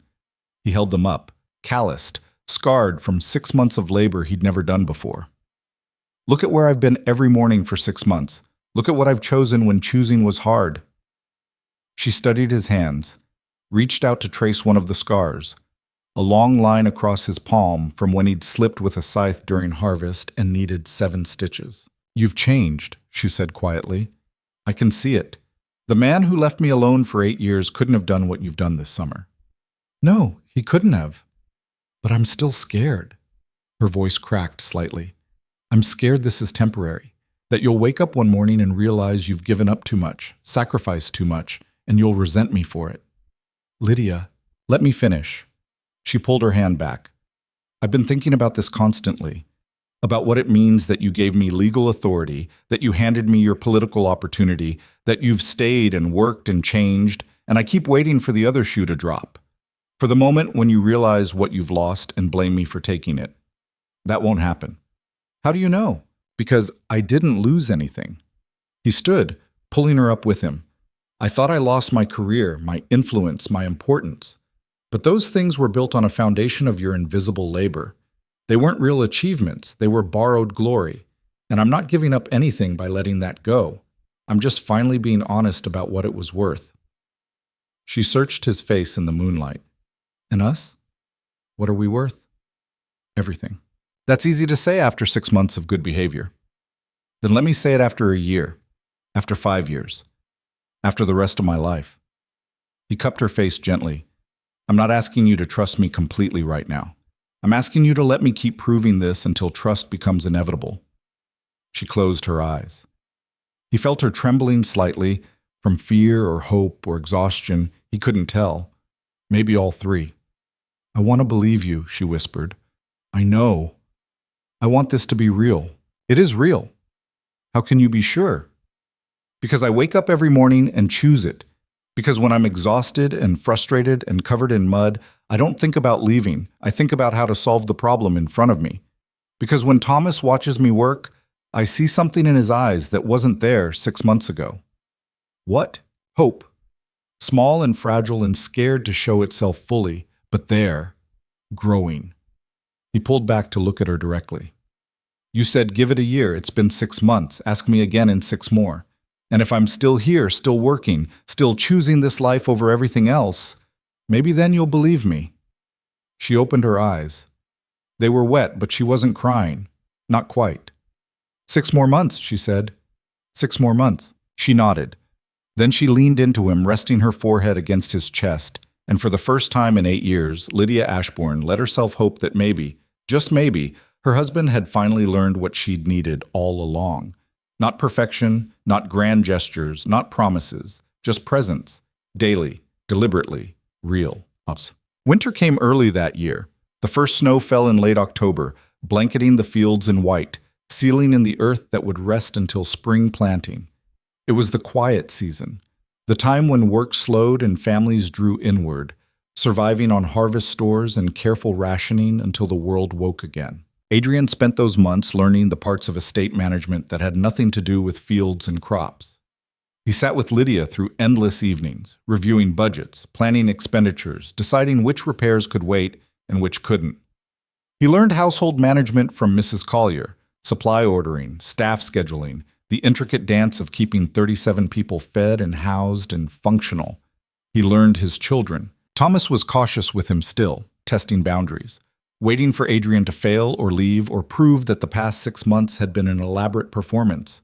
They spent evenings in the library together, Thomas reading his naval architecture books, while Adrian worked through agricultural journals, both of them quiet, but together in a way they'd never been before. Father, Thomas asked one night in December. Yes? Do you miss it? Parliament? Adrian considered lying, decided against it. Sometimes. I miss feeling like I understood what I was doing. Here, I'm learning constantly, making mistakes. It's humbling. Mother says humility is good for people who've had too much pride. Adrian almost laughed. Your mother is very wise.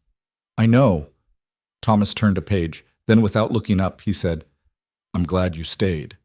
It was the first time Thomas had said anything remotely approving. Adrian's throat tightened. Thank you. I'm still watching, though, to see if you mean it. I know. I'd be watching, too, if I were you. Thomas glanced up briefly. Something passed between them. Not trust, not yet, but acknowledgement. The beginning of possibility. But Eleanor was easier and harder at the same time. She still believed in fairy tales, still trusted too readily, still threw herself at Adrian with uncomplicated joy whenever he came home from the fields. But she'd started asking questions that revealed she understood more than she let on. Papa, why did you leave before? They were building a snowman in the garden. Eleanor was packing snow with fierce concentration. I thought I was doing important work, Adrian said carefully. Was it more important than us? I thought it was. I was wrong. Did it make you happy? He stopped packing snow, looked at his daughter, 4 years old and asking questions that cut to the heart of everything. No, sweetheart, it didn't. Then why did you do it? Because I thought happiness came from being important to powerful people. I didn't understand that real happiness comes from being important to the people you love. Eleanor considered this. Are we important to you? You're the most important thing in my life. More important than Parliament? More important than anything. She nodded, satisfied, and went back to the snowman. Crisis resolved in the straightforward logic of a 4-year-old who just needed confirmation that she mattered. Adrian wished adult forgiveness were that simple. The real test came in January. A letter arrived from London, not from Pembroke, but from Lord Whitfield, the progressive lord who'd supported Lydia's testimony, who'd championed her right to speak. Adrian read it twice before showing it to Lydia. Duke Ashbourne, your wife's parliamentary testimony sparked considerable discussion about policy development methodology. Several lords, myself included, believed the government would benefit from formal rural representation, a council of estate managers who could provide practical perspective on agricultural and economic policy. We're proposing the creation of such a council. We'd like Duchess Ashbourne to serve as founding member and chair. This would require her presence in London 1 week per month during parliamentary session. Compensation would be provided. The position carries significant influence over policies affecting rural England. If she's interested, please respond at your earliest convenience. Lord Whitfield. Lydia read it silently. Then she set it down very carefully. They want me in Parliament, not as a member, but close. Adrian watched her face. This is what you wanted, isn't it? Recognition, influence, the opportunity to shape policy instead of just surviving it. It's 1 week per month. Yes, that's manageable. We could coordinate. You'd handle the estate while I was gone. I'd handle it when I returned. We could. She looked at him. Why aren't you more excited about this? Because I'm remembering what it felt like to be the one leaving, to tell myself that 1 week wasn't much, that the estate would be fine, that the work could wait. He took her hand. And I'm scared that if you take this, you'll start to feel what I felt, that the important work is happening elsewhere, that home is just the place you recover between meaningful moments. That's not fair. This is different. Is it?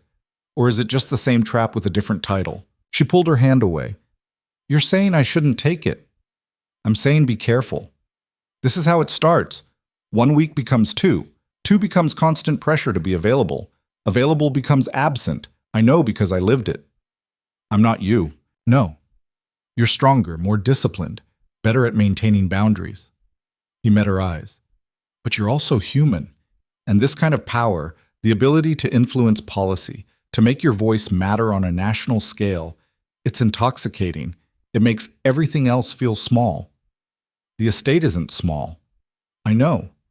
But will you remember that when you're standing in Parliament changing laws that affect millions instead of managing fields that affect hundreds? She was quiet for a long moment. Then she said, You don't want me to take it. I want you to make the choice that serves your life, not just your ego. He hesitated.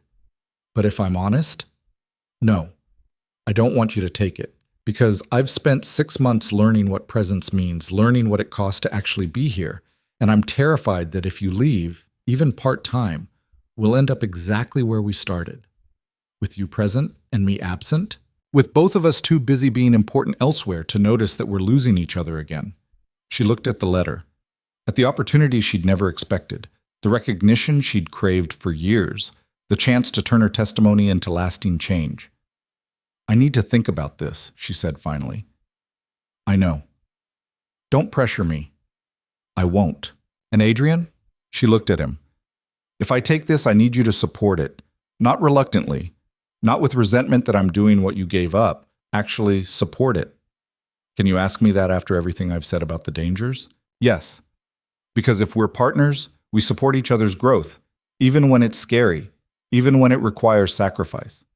She stood. You gave up Parliament because it was destroying our family. If I take this position, it won't be the same situation. It'll be balanced, coordinated, intentional. But I need to know you won't punish me for succeeding where you failed. She left him sitting with the letter and the uncomfortable truth that he was being tested again. Not on whether he could stay, but on whether he could let her go, even partially, without turning it into proof that his sacrifices had been meaningless.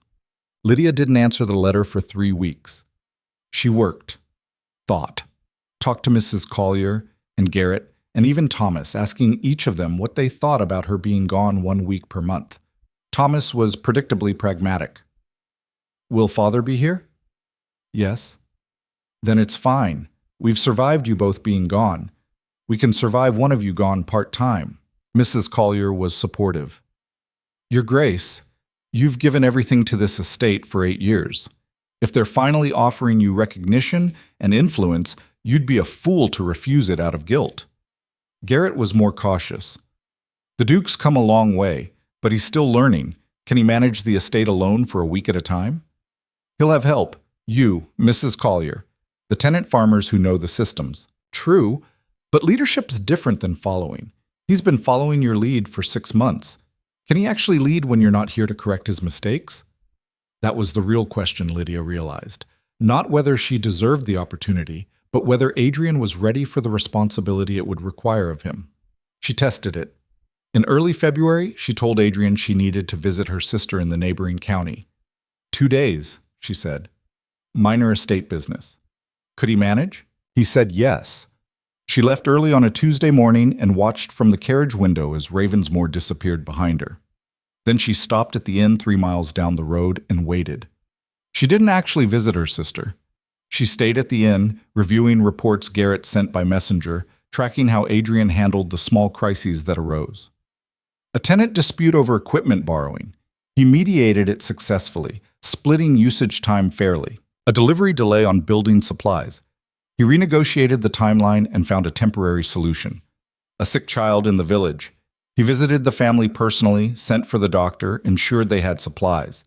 Nothing catastrophic. Nothing brilliant. Just competent management of daily problems that couldn't wait for her return.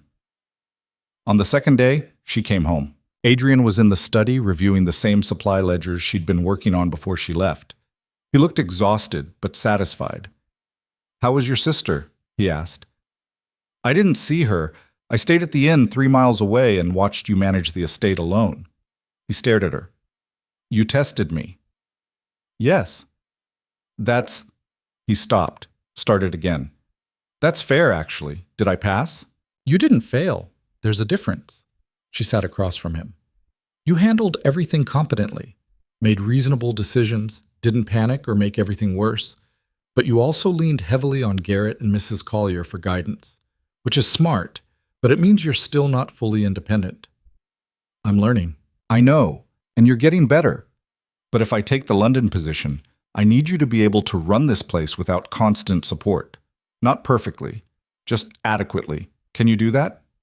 He was quiet for a long moment, then he said, I don't know, but I want to try. Why?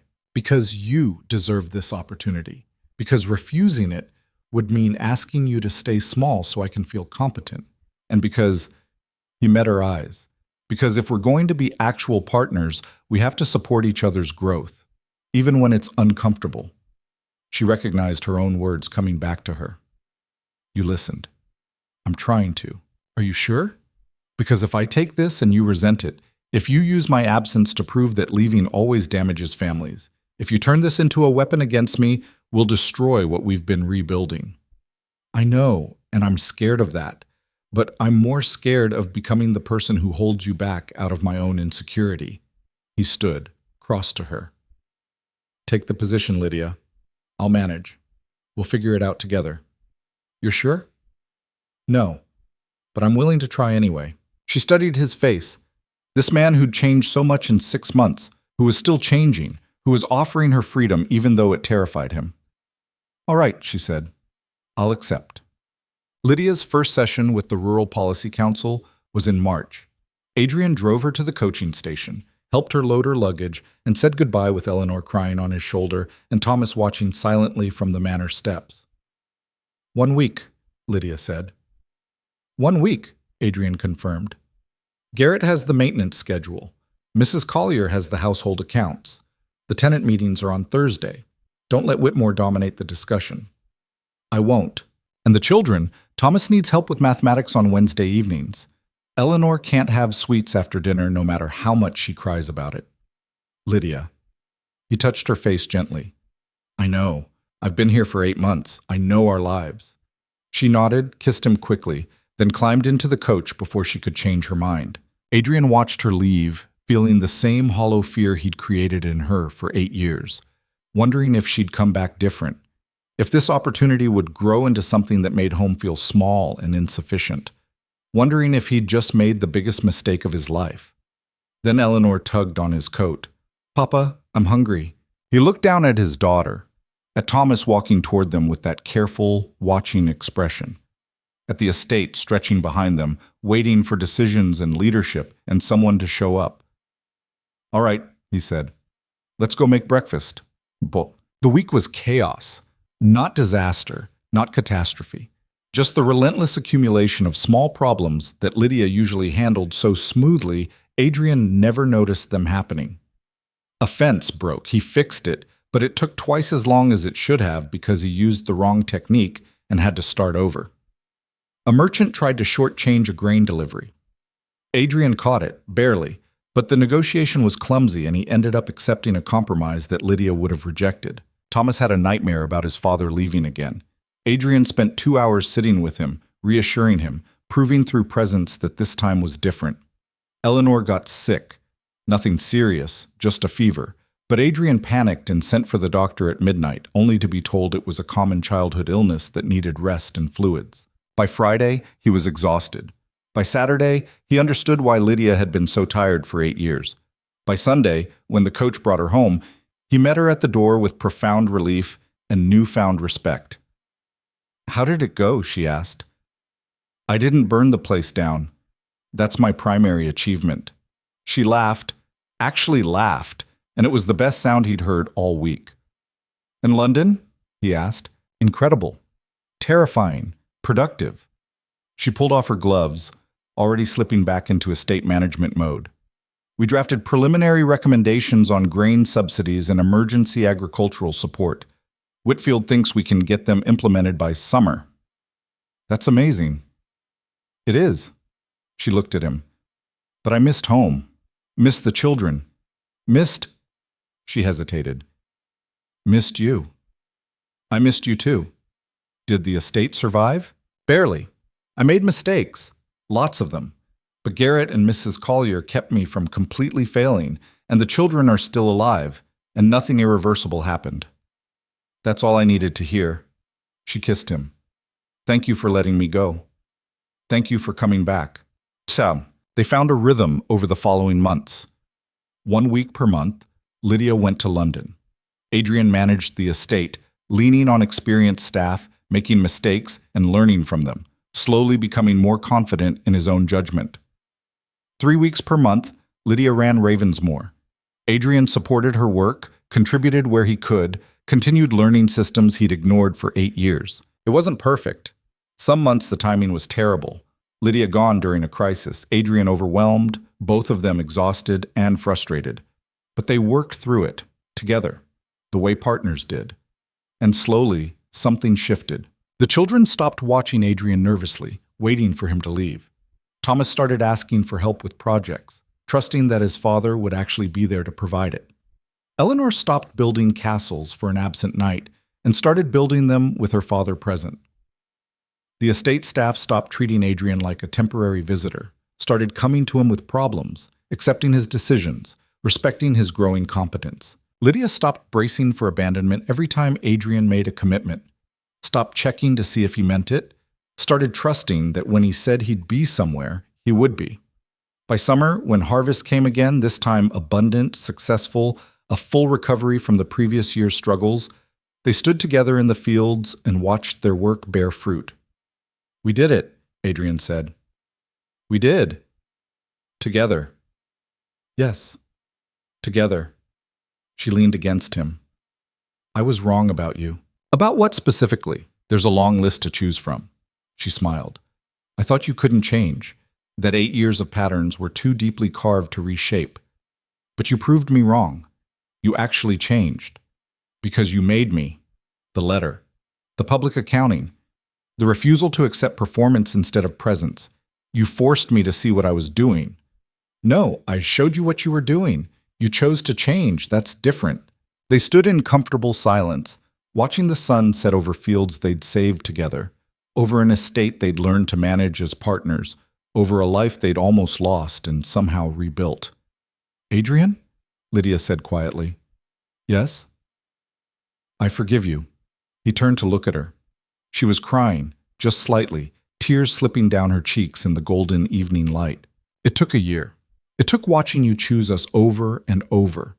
It took learning to trust that this version of you is real, not temporary. But I forgive you."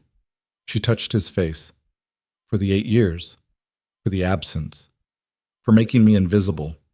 I forgive you." He pulled her close, feeling the weight of that forgiveness settle like grace he didn't deserve but desperately needed. "Thank you," he whispered. "Don't waste it." "I won't." "Good. Because we have a lot of work ahead of us. The children are growing. The estate keeps evolving. Parliament keeps demanding my attention. Life doesn't pause just because we figured out how to be married properly." "I know.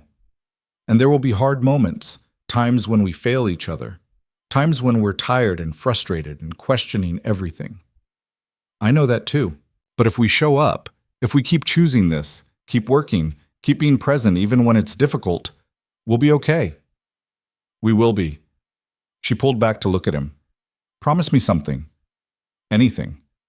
Don't just stay. Keep growing. Keep learning. Keep being the man who wakes before dawn and works in the dirt and sits with our children when they're scared. Don't let this become comfortable complacency. Keep choosing us deliberately." "I promise." "And I promise the same. To come home. To balance London and Ravensmoor.